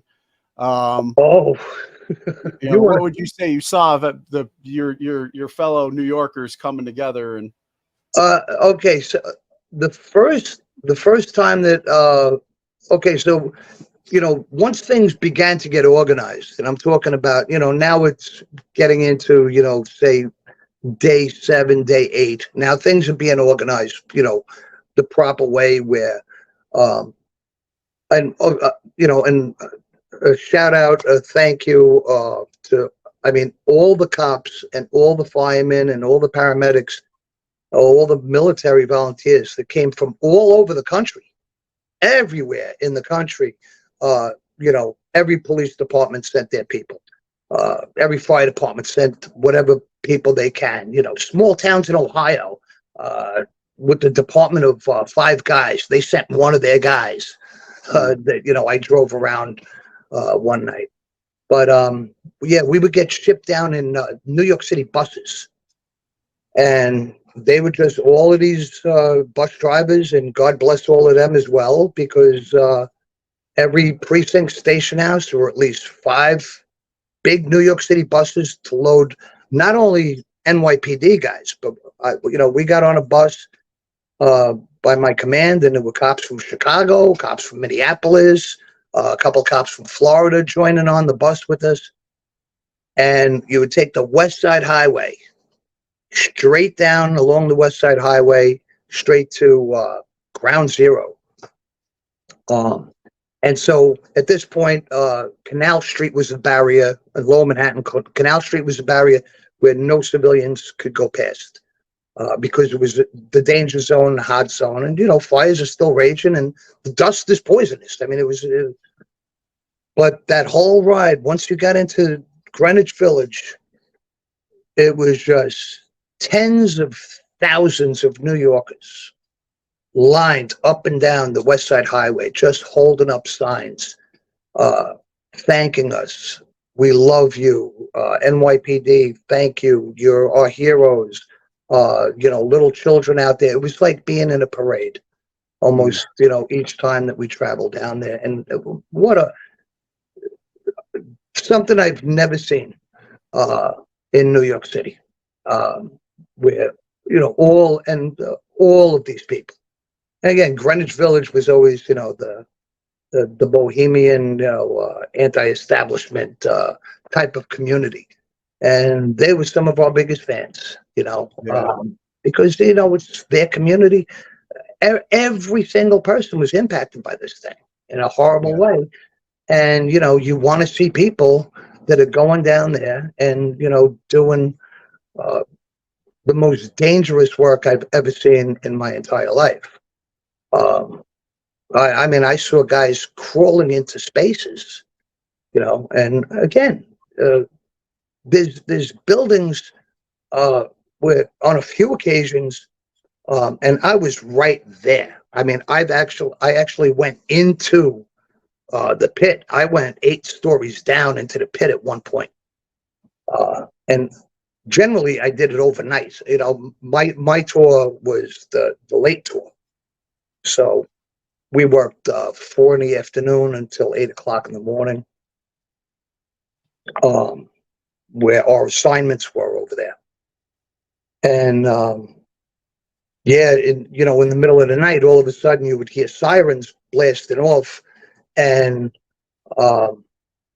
then they would say, building collapse, and they would shine these giant spotlights on a building, and you would just hear the rumbling. And these alarms were going off every couple of hours because all of these buildings surrounding us were unstable. The Deutsche Bank building across the street, which was right over our heads. All of these buildings that surrounded that didn't collapse. Well, all of their foundations were completely, unstable. So, you're in there and you're just trying to rescue people that may be trapped in there. And at the same time, you may have buildings coming down and killing another 100 people, 1,000 people. They were just incredible things, incredible bravery. And then, the Red Cross coming around and constantly feeding us. The one thing I got to say is we were never wanting for food. There was always food. There was always sports drinks. The Red Cross handed out packs of cigarettes, which was great, because hey, a lot of us are smokers, and so the Red Cross was there to give us anything that we needed to be comfortable, and the churches. St. Paul's Church, right around the block, was an area to go in to be able to lay down on one of the wooden pews and get a little bit of rest, because every 4 hours they gave us a 40-minute break to to go wander somewhere and just rest, relax a little bit. You could go into a church and you could get brand new boots because our boots were melting. I had good boots. I had good Timberland boots, and the bottoms of those things were melting off. So the heat was still so hot there, huh? Oh yeah. Walking on that steel, but it just the dust. Once the sun was down, and again, all the light was basically just the artificial. Spotlights. Again, there were no street lights and there were no building lights. Which you're not used to in New York City. New York City, there's always, everything's always lit up, no matter where you are. It's all lit up. We're used to artificial light. So, you would walk into these really dark corners and you'd be 5 feet away from somebody and you can't see them. Because the dust, it was just constant. The dust was just constant because the fires were constantly burning. The dust was, when I walked into the World Financial Center across the street, and I was walking there all by myself. There was not another single person in there, but the dust was up to my knees. So I decided that I'm going to walk around and in case my boots hit anything, because there could be bodies on the floor covered in dust that you can't see. And so dust was all the way up to my knees. It's a picture almost like a blizzard, walking through a blizzard, but that dust wasn't as hard as snow. You could get through it. But breathing that stuff in, because they gave out those paper masks because, what else are you going to give people? A lot of people would have bandanas on.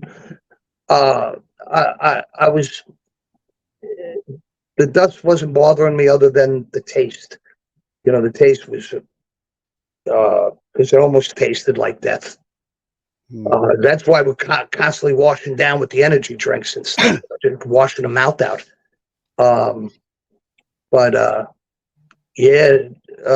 You couldn't put a mask on. If you put a mask on, within 5 minutes, it was caked on like plaster, and you couldn't breathe anyway because the dust would just cake on the moisture that you're expelling, so it would go on like plaster on your face.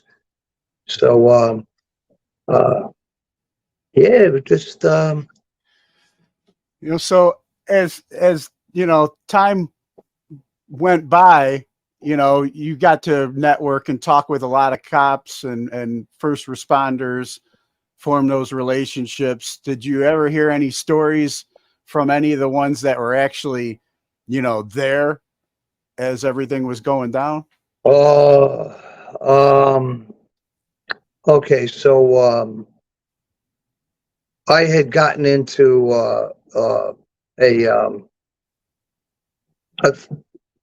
a group therapy group for first responders. I joined some group therapy.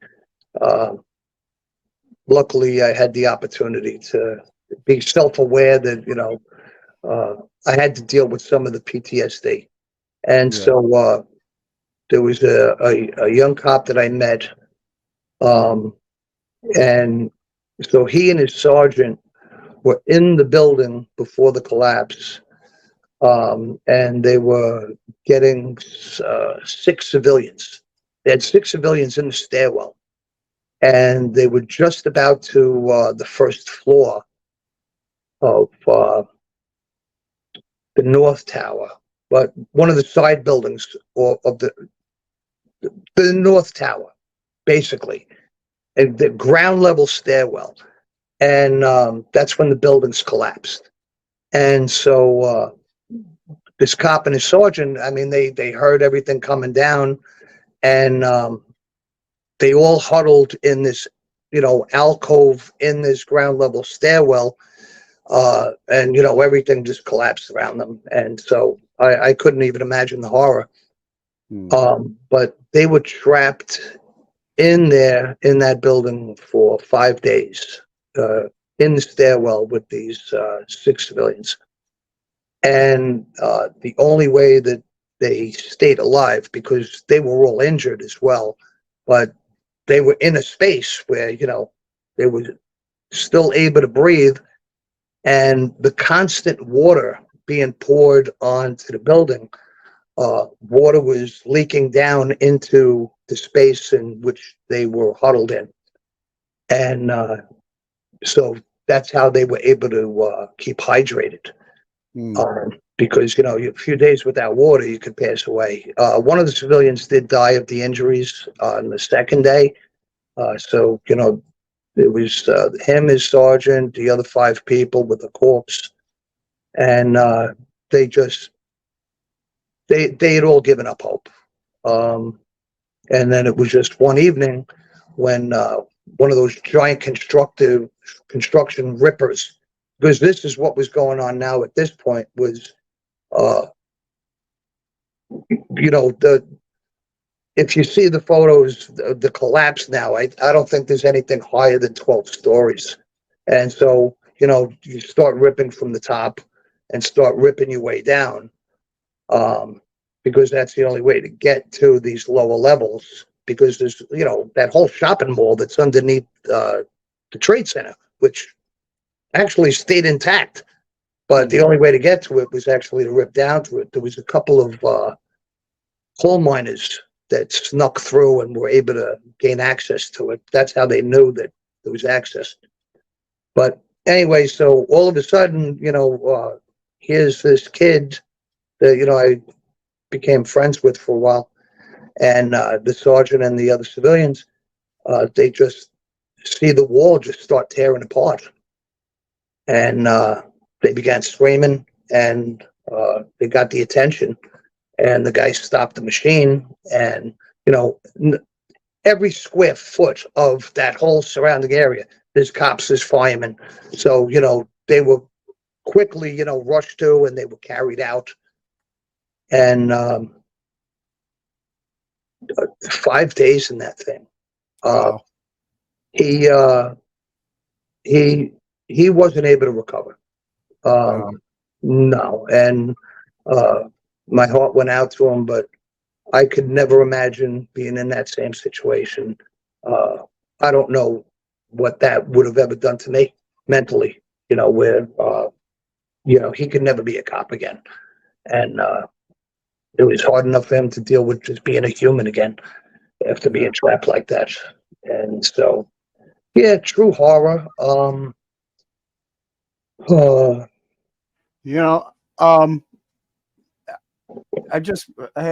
was thinking too, like, I remember, watching the news and everything that was being, especially, even, the first couple of years afterwards too. It was just like, and I got to go visit there for Navy training, and how well the police officers and the firefighters treated us while we were there visiting. It's like I hardly had to pay for anything. Got to go to Yankees games and all that stuff for free, and just so welcoming. But I remember, that was like, the firefighters and cops were the heroes. I mean, everybody loved police officers then. Everybody loved. Yeah, it seemed like, and it was just like, And then, then it was the slogan was 9/11, never forget, never forget. We all love being an American again. We all love flying our flags. We all came together, and it's just amazing how, in such a short period, we are where we're at as a country, and how cops are portrayed today, and, military and our country even, Yeah, it's a horrible, horrible thing. Because the pride is gone, which is heartbreaking. And this is important to tell you, okay? Because, so of course, I mean, from the first year on, probably the most dignified ceremony, other than, Tomb of the Unknown Soldier in Arlington. But one of the most dignified ceremonies you could ever witness was the anniversary of 9/11 down at the site. And I'm talking way before the Reconstruction, where, they would read the names of each and every person that perished that day. And it became an annual thing. And, you'd have fire department, it was a mandatory, you went there in your dress uniform, you went there with true pride, and it was going on. It was an annual thing. And so it comes to the 10th anniversary, which that's supposed to be a real big deal. Yeah. And of course, they made it a big deal. The politicians made it a big deal, okay? Where Mayor Bloomberg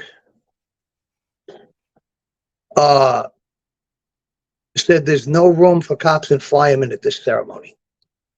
Wow. He said that publicly, okay? There's no room for cops and firemen at this ceremony. Okay? Look, anybody want to fact check that? Yeah, look back. 10th anniversary, Mayor Bloomberg, the piece of shit. So I was devastated.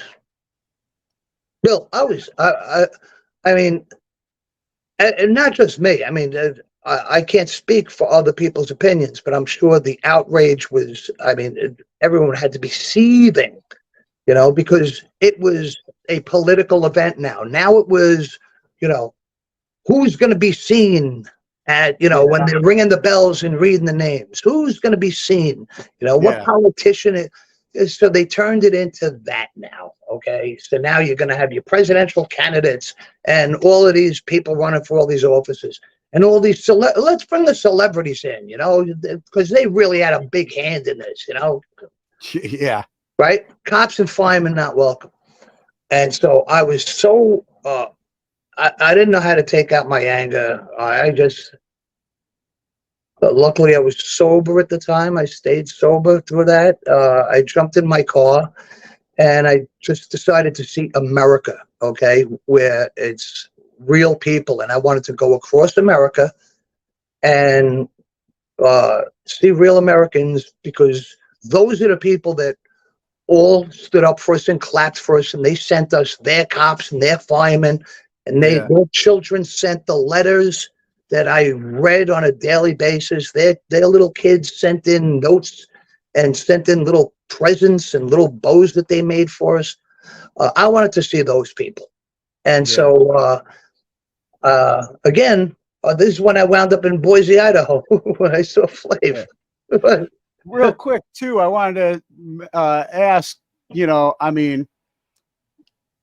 were talking about how New York City was like, was on the rise, was, under Mayor Giuliani, how things were, and then talking about that change, not only in, the nation, but you said how 10 years, not even like 10 years later, and then you get Mayor Bloomberg. How did New York City change during that time as well? Well, Bloomberg just asked Giuliani, what did you do? And I'll just keep doing what you did, but I'll take credit for it. because he was this Mr. Billionaire guy. But all he wanted to do was choke the municipal workers. Refused to give cops a raise. That's what made it was no longer popular to become a cop or to become a fireman, because it was so unaffordable. Because now the city was on a rise, and it's completely reborn. The city, I mean, it's just something I never thought I would even see in my lifetime. But it became so unaffordable for people on a civil service salary. So there were so many other job opportunities because, New York was thriving, and people could make a ton of money in any other industry. And so now, to be a cop, they couldn't recruit. And it wasn't just New York City, it was happening around the country, because, who would want to do a job where you're not appreciated? Because, the appreciation goes away real quick. Yeah. Okay. Firemen are always heroes because they're always going and, doing rescues and this, that, and the other thing. Cops are always the bad guys because we only get called to your misery. People don't call the cops because, hey, we just hit the lottery and we wanted to invite all of you cops over for dinner. No, no. My husband came home drunk and he beat me and he's beating the kids and you arrest the dad, and then now all of a sudden the wife is saying, wait, I don't want you to arrest him. I just wanted you to talk to him. And you can't take him away because I need the rent money. And, and look, kids, the bad cops are taking your dad away, which happens every day to many, many cops across this country. We get called for everyone's misery. And if we can't solve their problem right then and there and right away, they don't like us. Yeah. And but you know what? I've got my biggest peeve in the world, okay? All right. Cops give tickets. That's, if they would just turn around and tell cops, and I'm talking because every municipality, they just send us out as tax collectors. Okay. I would say 90% of the cops out there do not want to give anyone a ticket. Okay. They don't. They're forced to. They're mandated to. Okay. They are sent out there to bleed the citizens and give them additional taxes. And, luckily, one thing we did have in New York City was discretion. You could run through 5 red lights. If you gave me a halfway decent excuse that, you had diarrhea and you're racing home before you crapped your pants, I would give you an escort home. I wouldn't give you a ticket. You got these municipalities all over the place. Yeah. As a matter of fact, I spoke to a small-time mayor in Ohio at a certain event. He was actually a mayor of this little town in Ohio. And he said if it wasn't for, making the cops give X amount of tickets a day, he wouldn't be able to collect his salary. And so then you start looking at it as, who's really the bad guy when you're getting that ticket? Now, if you walk into any dinner party, okay, and you say, anybody at this table ever have a bad experience with the cop? And anybody that raises their hand, I'll guarantee you that they say, I got an unfair ticket. And then just getting that one ticket, that's it. Cops are assholes. Cops suck. I got no sympathy for them. And you know something? A lot of them, I don't blame these people. I don't blame them. I used to get in so much trouble because I would never write tickets to anybody. I mean, hey, listen, if it came down to it, if there was some serious person that has no business driving a car, and doing real dangerous crap, okay? Yeah. Putting people at risk. Yeah. Yeah. But for the most part, when I was forced, and I mean forced under this threat of, we're not going to give you Saturday night off to go to your brother's wedding and be in his wedding party unless you write a book of tickets by Friday, and under that threat, I would go out and I would write people tickets for, a broken headlight, because if you get that fixed in 24 hours, you don't have to pay for it. And I'd give them the form. I said, all you got to do, fix the light, have the mechanic sign the form, mail it in, no fine. So I would try to make it as easy as possible. But screw that. I mean, listen, we're supposed to have good relations with the public. Yeah, serve and protect. Yeah. Yeah. But not serve summonses, okay? Yeah. Because, hey, listen, running a red light, it's a $185 fine. But it's not just that, because now that ticket goes into the DMV, and Allstate gets notified you ran a red light and your insurance went up $1,000 a year. I mean, you're hurting people real bad. And and if they would just eliminate cops, unless, serious traffic things. I mean, you set up your DWI checkpoints. You do, you make sure the roads are safe. But, you sicken the dogs on, the prey. For what? For money to go to the municipality. Screw that. Yeah. Biggest, and again, that's where so much love is lost. And, I'm sure a lot of people would agree with that. So, Yeah. Well, you touched on, one of the things that a couple of things so far, that brought us together and that we have in common, but you want to share a little bit more about, getting sober and recovery?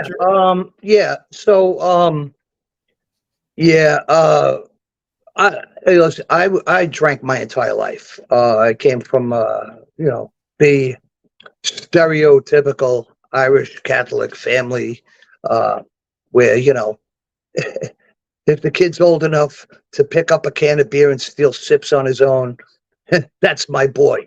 But not only that, but, they would, I would always give sips of beer out of the can. Or if, I went to the bar with my dad, pick up his glass to taste the beer. It would never be, no, put that down. It just, it was a common thing. It goes back to the 1900s when there was no drinking water in New York City. The only purified hydration was beer. So that's where it all comes back to. But but I would always consider myself a heavy drinker. But when I got into the police academy, I just stopped drinking completely. I was able to. I wanted that job. And, they said one of the biggest fuck ups that most guys lose their job over is related to alcohol. So stay out of bars and, behave yourself. And so, I was happy that I was able to do that. I never considered myself a sick drinker. But then, after the Trade Center thing happened, and I guess, it's related to PTSD, and it was related to a host of other things, I later came to find out, but I think the first rehab that I voluntarily, I was never mandated, I was never asked, I was never recommended by a family member or anything, but I recognized my own issue where, I wanted to stop drinking, and I still would run around to the deli and pick up a case of beer. And, while opening the first can, say, I don't want to do this. That's when I realized the stupidity of it. I don't want to do it, but I'm doing it. So that was basically the first time I decided to get sober, and just to be sober for a year, and then just to go back to the social drinking type of thing, which I was managing for a while. Things got really, really bad. 2007 to 2009.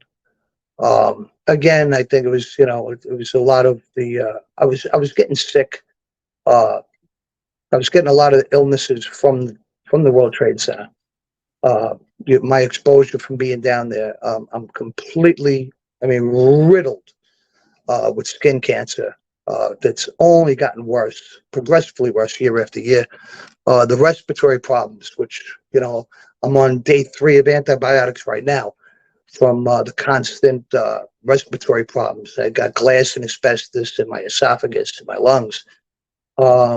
So I guess a lot of depression related to, not only was I getting physically ill and I was, mentally sliding, into depression because my friends were dying.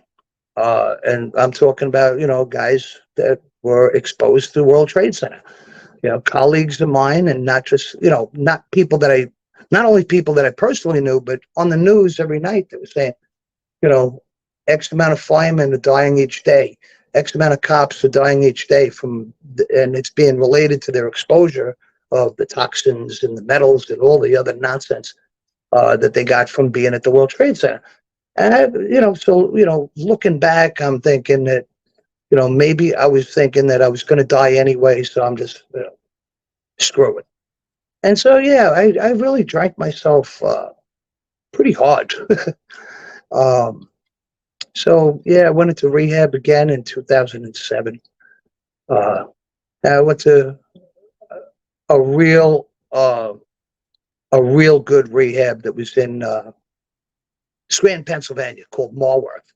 And they had a program for cops, firemen, military, where we were, kind of separated from the group there were also doctors, nurses, and they went and they talked their type of stuff. We talked our stuff. And finally being in a rehab with other people that have seen things that cannot be, you can't discuss with your family. Yeah. What am I going to do? Go home and tell the wife, oh, she's like, oh, how was work tonight?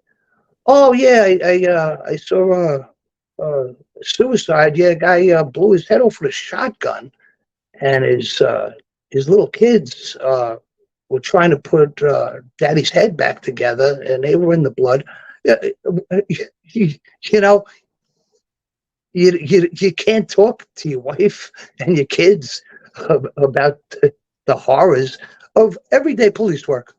Yeah. We see some horrible, horrible stuff that you can only talk to with other people that can actually discuss the same horrible, horrible stuff because they've seen, witnessed, so, you can't imagine, you can't take a military guy and put him in with, some psychiatrist or psychologist that just came out of NYU. And, the only dead body she's ever seen is the guy that she woke up next to. Yeah. She thought he was dead. He didn't perform that well. You know what I'm saying is, you're going to tell them that you've seen, the horrors of war, the horrors of. They don't understand. They don't have clue one. I don't care what you read out of a book. Unless you're there and you saw it, you can't have that same understanding. So luckily, my serious journey into sobriety, it started right there at Marworth and being with those people and learning how to start digging deep and into the feelings and getting active in AA. You can't recommend that more to anybody else in the world. You gotta go to AA to be around people that understand the drinking. Just like, I was in rehab where, cop to cop, fireman to fireman, we understood each other. So now the next step in the grow up period is now you make AA a daily thing where you can now talk to other people who understand your drinking. You don't have to talk about your horrors of the job. You don't have to talk about, but you talk about the horrors of your drinking, of what it did to you physically, mentally, spiritually, the whole 9 yards. And so I grew to understand that. And that's what they taught me in rehab. Rehab is just to dry you out and teach you and educate you that you got to go out and live a life. Yeah. And so, again, physically, I was still, I was doing so much better, as far as the sobriety was going and working the program. But then, physical stuff happened again. Wound up falling to a sidewalk, crushing my lower spine. They wanted to fill me up with Percocets and Oxycontins and morphine pills and all this crap. And after a while, there's a doctor overprescribing me all of these wackadoodle drugs, and my behavior as far as I basically was turned into just a zombie. And, this was being recognized by family members and this, that, and the other thing. And so, I decided that, now this is becoming a problem as well. And I know that this one is a lot worse than drinking, because I kind of know how to handle drinking. I didn't know how to handle these opiate things. Yeah. And as much as I didn't want to take them, the doctor just kept prescribing more, because I said, they're not working on the pain anymore. After a while, you just become immune. We'll just up the doses. For Christ's sake, they were giving me morphine pills, 8 Percocets a day, some of the muscle relaxers. I mean, this is stuff that, and that was destroying me physically as well, because then, I came to later learn. I mean, basically, I was becoming this opiate addict. Mm. And so genius me, I got a great plan. I know what I'm going to do with this. I'm going to quit it cold turkey, just the way that I did with booze. Woo-hoo! Hey, guess what? Yeah. It's a little bit different. So, that's what knocked me off of my alcohol sobriety thing, because genius me, after 2 weeks of shaking and freaking and total, I was basically insane. I drank to get through the withdrawals of the opiates. And I drank myself silly for 3 months, and decided to grow up and get to a rehab again, and went right back to the same place that years earlier had taken care of me and gotten me sober. And again, being around the likes of the same type of people, because I had fallen out of AA because of the whole opiate thing, and doctor prescribed. I never went street level or anything like that. I just quit everything. But also decided to take a much deeper delve into into myself. And at this point, I'm retired, and I was like, what is it that I love that I don't have in my life? And I loved music. I grew up. My dad was an opera singer. Besides a Wall Street dude, he was an opera singer. He was in major opera groups and taught me, Philharmonic. I grew up with the New York Philharmonic, and used to go to all the opera stuff. And then, Dad also kind of introduced us into modern, rock and roll, the 70s. He said you should love every kind of music, because it's this beautiful math that was put out in this world, in this universe, and respect all kinds of music. You don't have to love every kind, but respect all kinds of music. And I said, that's something that I never did as a cop, because couldn't go to concerts. Everyone's smoking weed and whatnot. We were drug tested. If I tested positive for any kind of marijuana, THC, anything like that, if it was, I was always afraid, secondhand smoke, I'd be fired. You're fired immediately. There's no recourse. You're fired. You can't say, I was at the Grateful Dead show last night. well, you shouldn't have went, you know?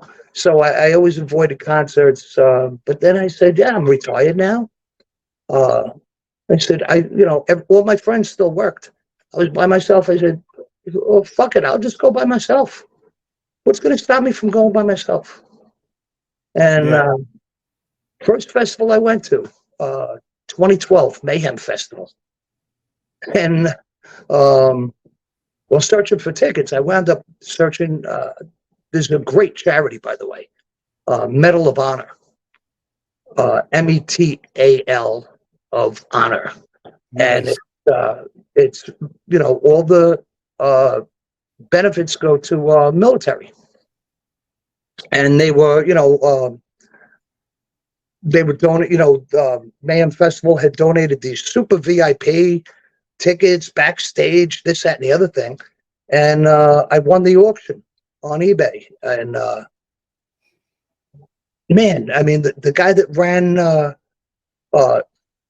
the on-site host, his name is Greg Gura. I remember Greg Gura very well. And the foundation that he worked for, Kevin Lyman, who is the founder of the Warped Tour. Yeah. And Kevin also has a number of other charities in his foundation, Music Cares. He donates quite a bit of money to.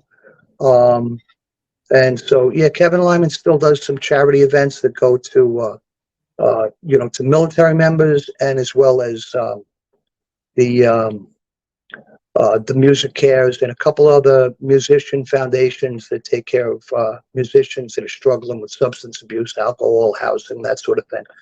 So I'm constantly donating to a number of these charities because it's the give back, that these musicians have given me such an incredible experience, especially with the things that Kevin Lyman, the experiences I got from him. I got backstage with Ozzy. I got backstage with Slipknot. Here I am, just some, dopey retired New York City cop, and I'm getting to meet some of the artists that I really respect and really enjoy their music. My best experiences, I don't know if I ever told you that, but my best experiences have been getting the tickets through these various charities. Oh, nice. Yeah. Charity Bomb out of Chicago. I got to give Matthew a huge thumbs up. He's another true hero, a true Chicago hero. If you ever look into Matthew's story, he's somebody that I'll tell you off camera, I would recommend a great interview. But again, a great Charity Bomb. And I just won an experience from him not long ago, and I'm going to have another one coming up in October with him as well in Las Vegas. And I'm in 3 weeks, I'm going out to see Metallica at SoFi Stadium, another super VIP experience. I remember you telling me about that when we were hanging out for lunch before you left after this latest ink. But through Charity Buzz, another great experience. So, and the strength, see, the beauty of me deciding that I'm going to go by myself and I'm going to enjoy all these festivals. I can only do it if I'm sober. Okay. Yeah. How am I going to jump in my car, drive to Mansfield, Ohio, secure a hotel room, drive 50 miles each way back and forth every day if I'm drinking? That's ridiculous. I'm there because I want to see, the show. I want to be amongst people that, the music community. The greatest communities you'll ever see. Never see a fight. Never see any violence. Never see any hatred. Everyone just hanging out, enjoying the music. So who needs an additional substance to get high? I mean, damn, man, if you can't get high, seeing, Slipknot blowing up the stage, running out and screaming, "People equal shit." You can't help yourself from jumping up and down. Hey, if you need a couple of beers to get you up for that, well, all I can say is I don't, and that's the beauty of it is, I really don't, and Well, I remember our experience too. First time we met, and I've shared this on the podcast before. But like I said, we're at Incarceration. It was the first festival after the pandemic. Yep. It was finally letting, and it just so happened it fell on the weekend of the 20th anniversary of 9/11. And I think a lot of us that got to meet you that weekend treated you a lot better than Mayor Bloomberg. Did. Without a doubt. But I remember you talk about, we go and there's no fighting and there's a community and the love and everybody getting along. Man, we had people that had been locked down, just like unleashing, like letting out all the stuff they've been holding inside in those pits, having the time of their lives. But when the announcement came over the PA, we're going to have a moment of silence for those that we lost on September 11th, 2001. You could hear a pin drop, everybody coming together, standing there. And then that girl sang the national anthem and people hands on their hearts, taking their hats off. I had tears running down my eyes because that was our metal community, united and beautiful. And it was just such a spiritual weekend, I felt. And like I said, there was no coincidence that I was meeting you that weekend and we struck up a friendship. It was just incredible. I learned a long time ago in this beautiful universe of ours, there are no coincidences. Things always happen for a reason. I had told you that it was my greatest spiritual experience where, when I almost drank. In 2009, I was sent home to die. I was sent out of the hospital. I was infected with MRSA internally. I had it from a bad surgery, MRSA in my spinal cord. It was wrapped around my diaphragm. It was all the way up to my neck. So they gave me, 6 weeks at most to live because there's really no treatment for MRSA. Once that infection is there, they can only cut it out. They couldn't cut out my spinal cord. So there's only one last hope is this strongest antibiotic known to man called vancomycin, where I had to be on the IV vancomycin at home for several weeks. If I was, or I don't know, die comfortably, I don't know. Extend my life 3 weeks. But I remember just sitting on the couch and I was like, you know what? I never drank a whole bottle of Jack Daniels my whole life. Now, meanwhile, I've been sober for over 2 years now, from the 2007 time I went around. And I said, I'm going to get a bottle of Jack Daniels. And just when that happened, my son Robert, he was only about 10 at the time. He comes in, Catholic school uniform, and he comes in from school and he looks at me and goes, "Daddy, could you teach me how to put the IV in you so I could help save your life?" And, with that, after I showed him and I sent him off to play and I had tears in my eyes, I prayed to, my patron saint, St. Jude, the patron saint of hopeless causes and all despair. And I made a deal with him that if he ever wants to be charitable and save my life, that I'd work for him for the rest of his life. I mean, not the rest of his life. He's an angel in heaven. I would work for him for the rest of my life. And by some miracle, I lived. I mean, the doctors to this day don't know how in the world that I survived what I survived. this infection was just way too far gone. And within 6 months, there was absolutely no sign of the infection whatsoever. It could be dormant in my bones, could pop out. That's a whole nother thing I don't worry about. I don't care, but yeah, since making that deal with St. Jude, let me tell you something. At least, I mean, guaranteed every week that somebody crosses my path that just needs a little smile and a hello, or maybe needs just to help changing a tire, or just needs, that woman in front of me in the grocery store that's $8 short, and before she has to put crap back, I could say, oh, I think you dropped this $10 bill behind you.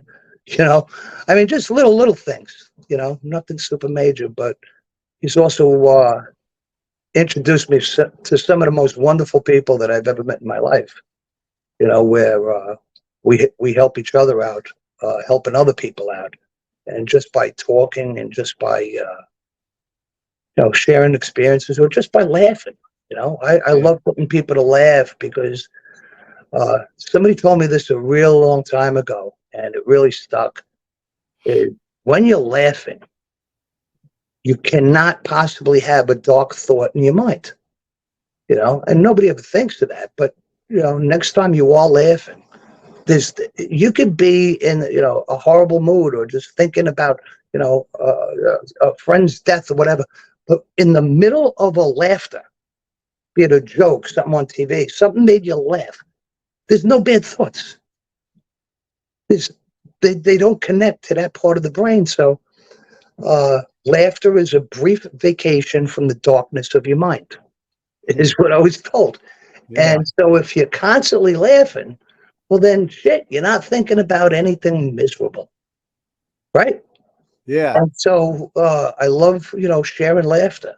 And that was something I picked up, during my, time in the military too. Maybe it's a little bit of dark humor too, but whatever it was to get us through, and make us forget for a little bit and get us through the suck. It's like would use it as, some people say, deflection or whatever, and it becomes kind of like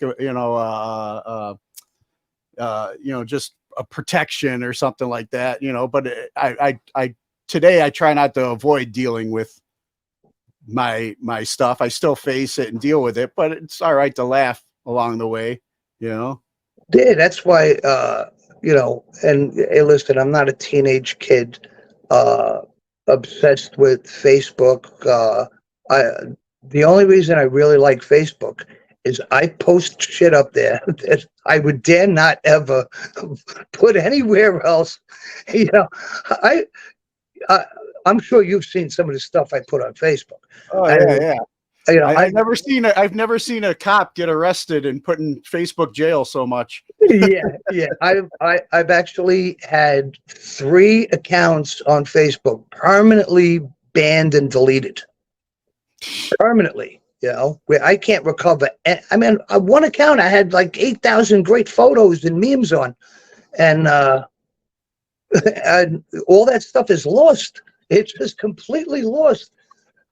I had some real good stuff up there, but you did. But that's the dark humor stuff. That's my laughter. That's my release, because dark thoughts just escape from my mind.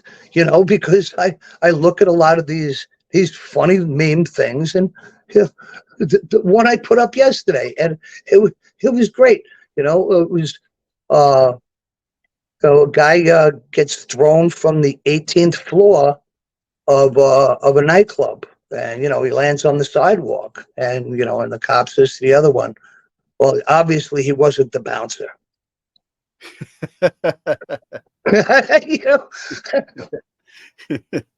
And then I just remembered, one of the first times I had one of these jumpers of suicide in Manhattan. As a rookie cop, and I had to secure the scene, and waiting for the detectives, and the detective just looks at me. He goes, it wasn't the fall that killed him. And I'm just looking at this detective. He goes, it was the sudden stop. And he just walks past me, and I just started laughing.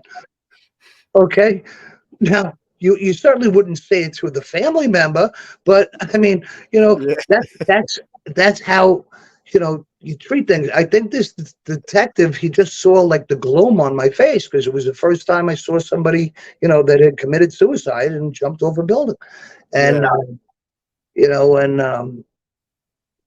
it's our therapy. Yeah, and it worked because I laughed, and every time I kept thinking about what he said to me, because he just said it with the straightest face in the world, Yeah. Oh, that's another thing. I don't know if I ever told you about that one. Which heartbreaking and could never be laughed at. But I was first cop on the scene when Eric Clapton's son went out the window back in 1990. I don't know if I ever told you about that one. No, I don't remember that one. Yeah, Eric Clapton's son was 3 years old at the time, 3 or 5. It was either 3 or 5. But from I think it was the 53rd floor.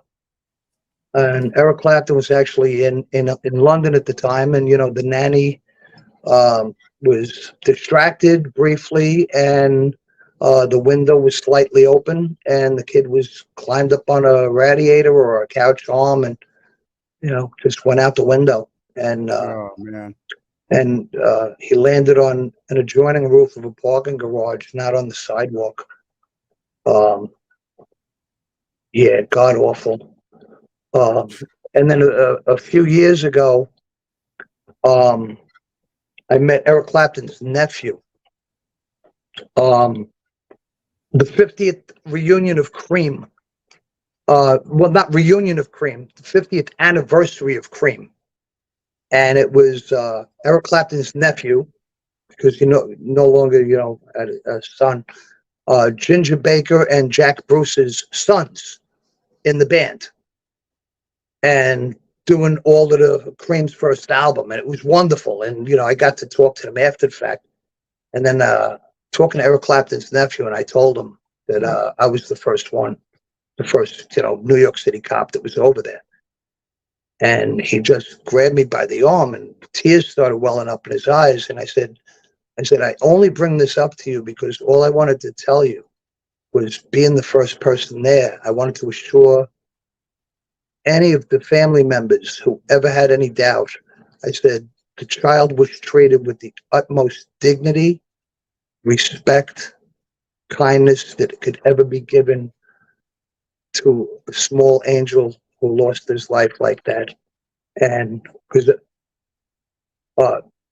some evil paparazzi photographer took a picture of the child's body, and it went on the front page of the New York Post. Oh, geez. I got in a lot of trouble for that. I said, other than that one filthy scumbag, photographer, I said, every single cop that was over there stood there, prayed, and just pure dignity and respect. And, and he just went into tears, and he started hugging me. And I said, and I had no idea, but he was close to this child. He was his older cousin, and they played together. So me telling him that, it was, so that's what I'm saying, is all of these little things where, my mission now is, I just made this guy feel, after, 30 some odd years of him losing his cousin, that reassuring him, if there was ever any doubt. And, he thanked me over and over again. And, he said, if you ever want to talk to Eric, and I'm like, no, I want you to tell Eric what I said. I said, it ain't about me. I'm just a messenger. I'm just a messenger. I just wanted to pay. So it was nice that I met this, conduit that, could get to Mr. Clapton and let him know that, if there was ever any doubt. Because, you wonder about shit like that, Yeah. because every once in a while, you get these clowns, idiots. They put them on their friggin'. They used to put them on Facebook, EMTs and taking pictures of patients, and you don't do that, man. No. Every human's a human, and dignity. So those doubts go in people's minds. How is his body being treated? And it's understandable. So yeah, so it's always cool that What Go ahead.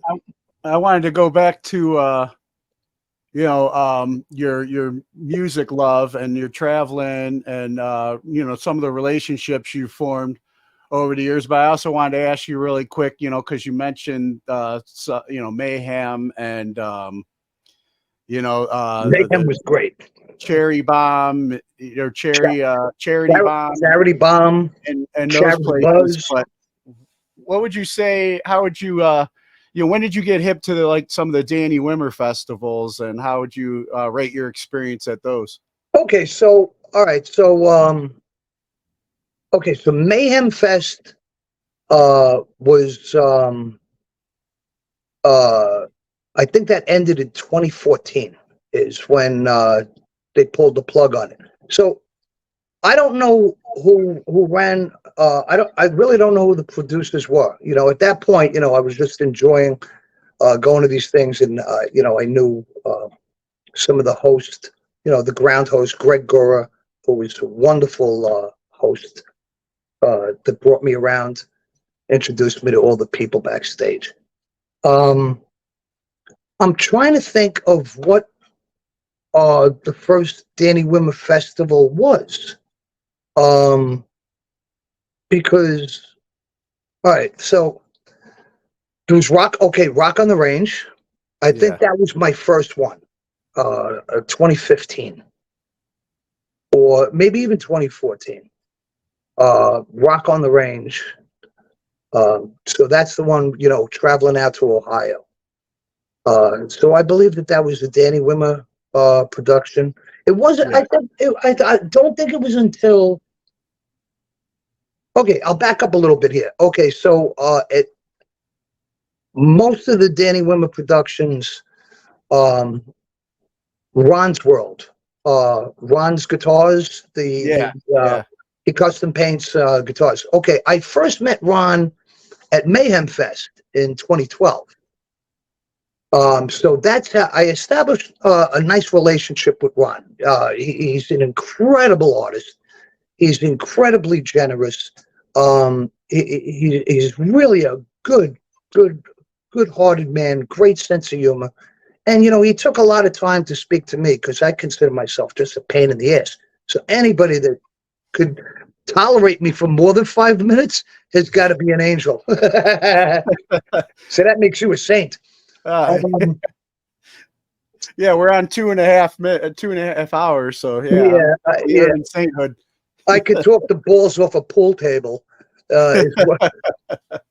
Is what I used to be told. But so it was Ron, who and I think he was the first one that recommended whatever the next festivals were, and where he was going, I was going. If he was recommending it, I'm not a big country fan, so Ron does some of the country things, the bourbon and beyond, and that sort of thing. I'm not a huge country fan, but he's the one who turned me on to all of these various ones around the country. So so then once I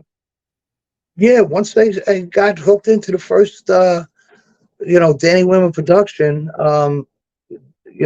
they were done great. They were really, really done great. Because you have so much of the the interaction. It's not just the stages and the music. The things that I miss, man, I truly miss. And it was all because of that freaking pandemic. Because there used to be so many more Meet the Artist.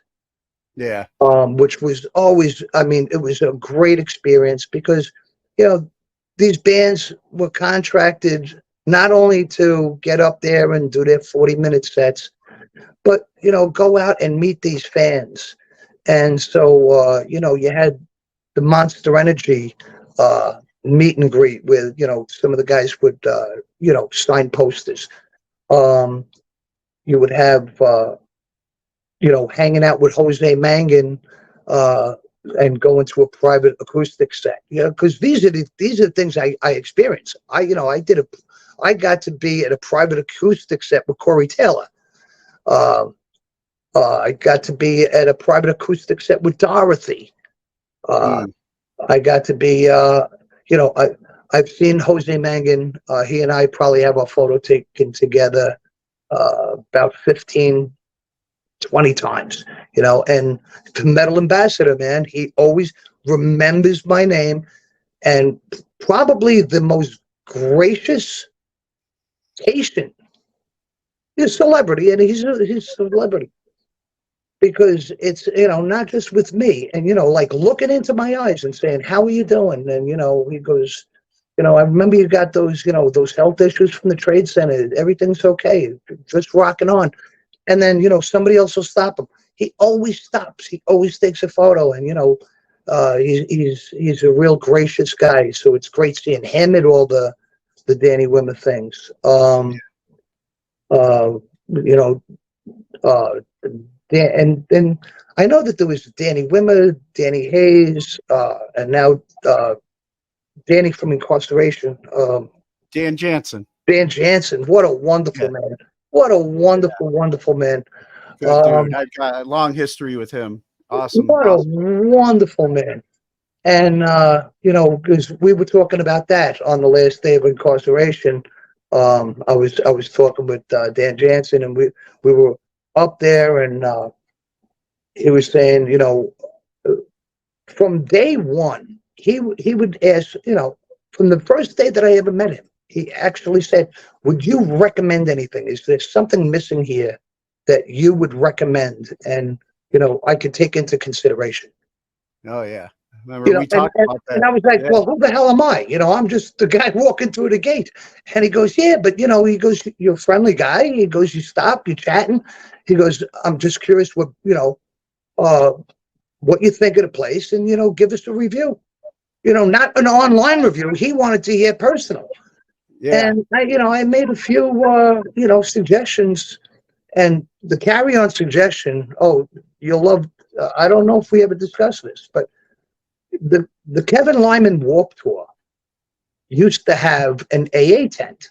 Okay, it was called the water tent or the balloon tent, and there would just be a white tent off in the distance with yellow balloons hanging up from it, and it was called the water tent because it had coolers of cold water, and basically it was the secret meeting place of people in recovery. And I said, what a brilliant idea, because, I was in recovery. Yeah. And a lot of my friends would say, how could you go to those concerts and not drink?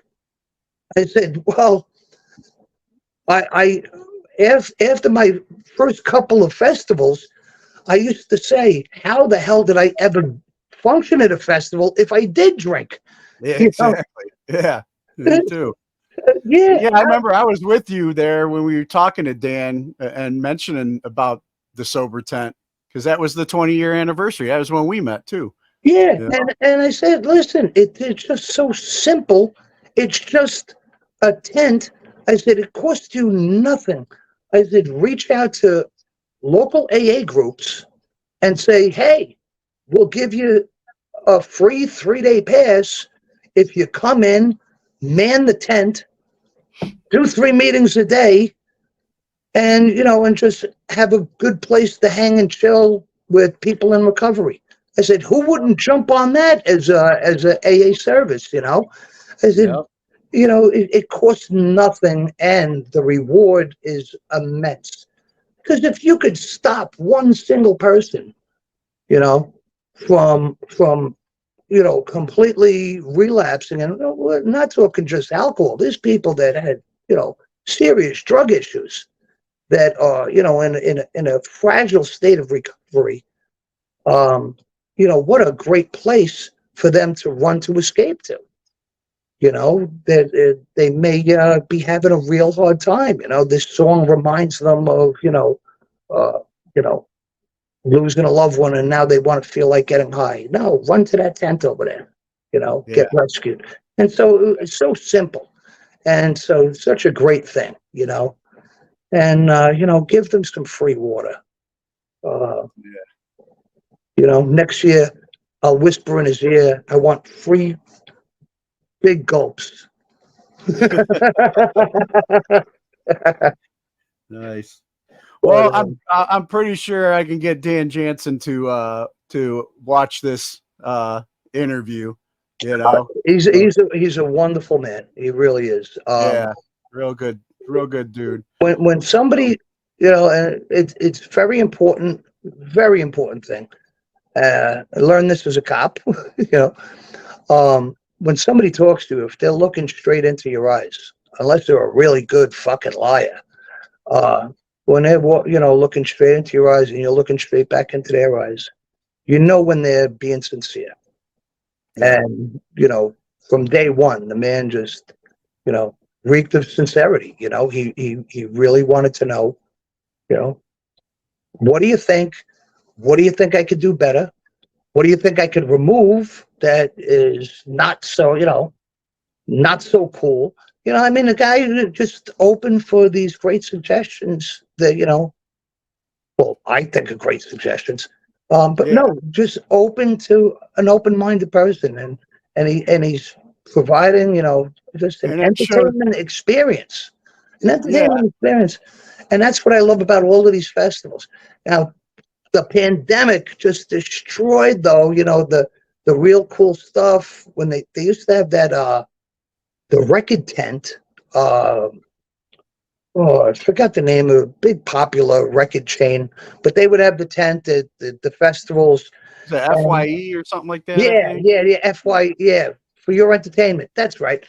Yeah. And so if you went in and bought, the vinyl, or you bought the CD, Rob Zombie's going to be signing at 2:00.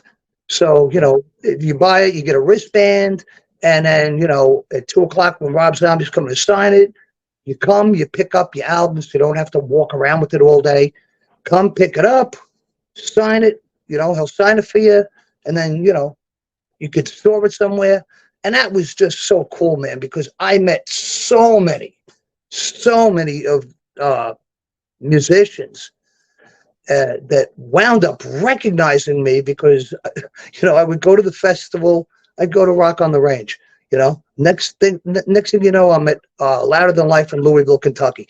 I'm not going chronologically, but they would see me at Carolina Rebellion. Welcome to Rockville, Carolina Rebellion, Rock on the Range, Louder Than Life, and they're like, "You again?" Because I would just keep going because I enjoyed meeting them, but I would always tell them a different joke each time. I would just have these guys fucking laughing, and so next thing you know is I bring my son to a Hatebreed concert in Midtown Manhattan in Times Square just a couple of years ago, and doing the meet and greet. This is right after the pandemic, so first time meet and greet, and my son never been to a rock concert in his life, him and his girlfriend, and I kept moving to the back of the line, He's like, "Dad, what are you doing?" He goes, we would have been done by now. I says, "No, when you do the meet and greet, you always stand at the very back." He's like, "Why?" I said, "Because if there's people behind you, you always get moved along within 10 seconds. Move along. If you're the last in line, you could at least have about 30 seconds chatting with the band or whatever." So they start laughing. They say, "You know a scam for everything, right, Dad?" But by the time we get up to the table, the guys from Hatebreed jump up. They're like, "Holy shit, look at this. TK is here." They come running from around the table, and this shocked me. They're throwing their arms around me, "Hey, look, it's TK." And my son is just like taken aback. He goes, who's supposed to meet who at these things? Yeah.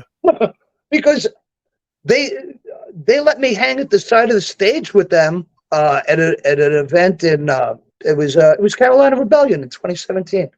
Yeah. But I'd been up to see them in Boston when they played with Dropkick Murphys, St. Patrick's Week. So I just have that stupid face, and they're like, "Oh, here he comes again."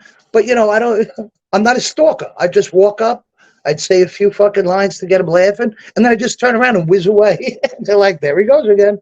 Yeah.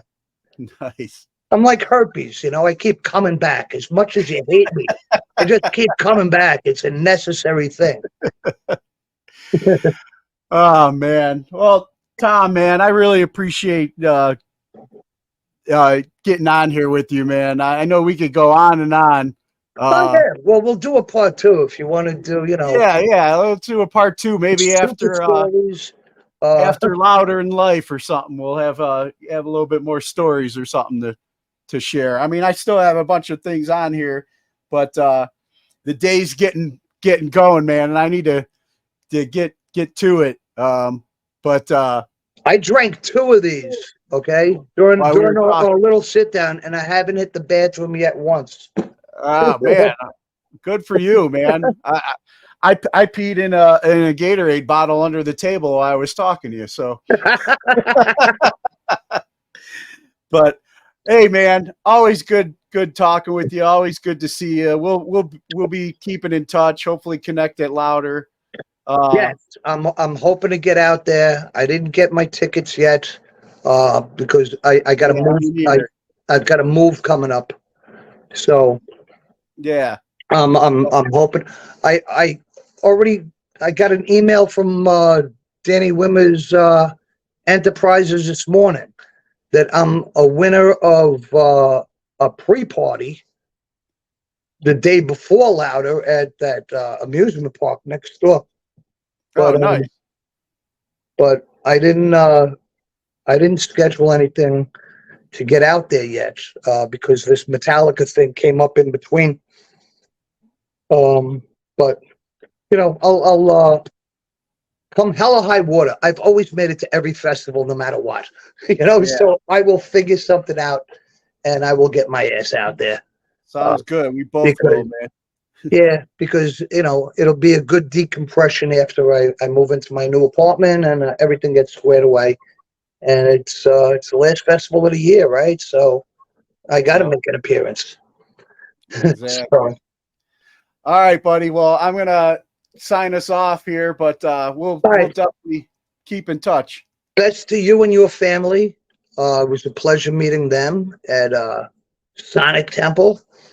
And again at the Incarceration. You got a wonderful family there, Bill.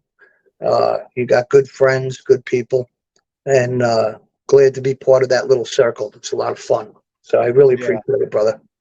Thank you, my friend. You too. You take care. All right, all the best. Bye-bye. Bye.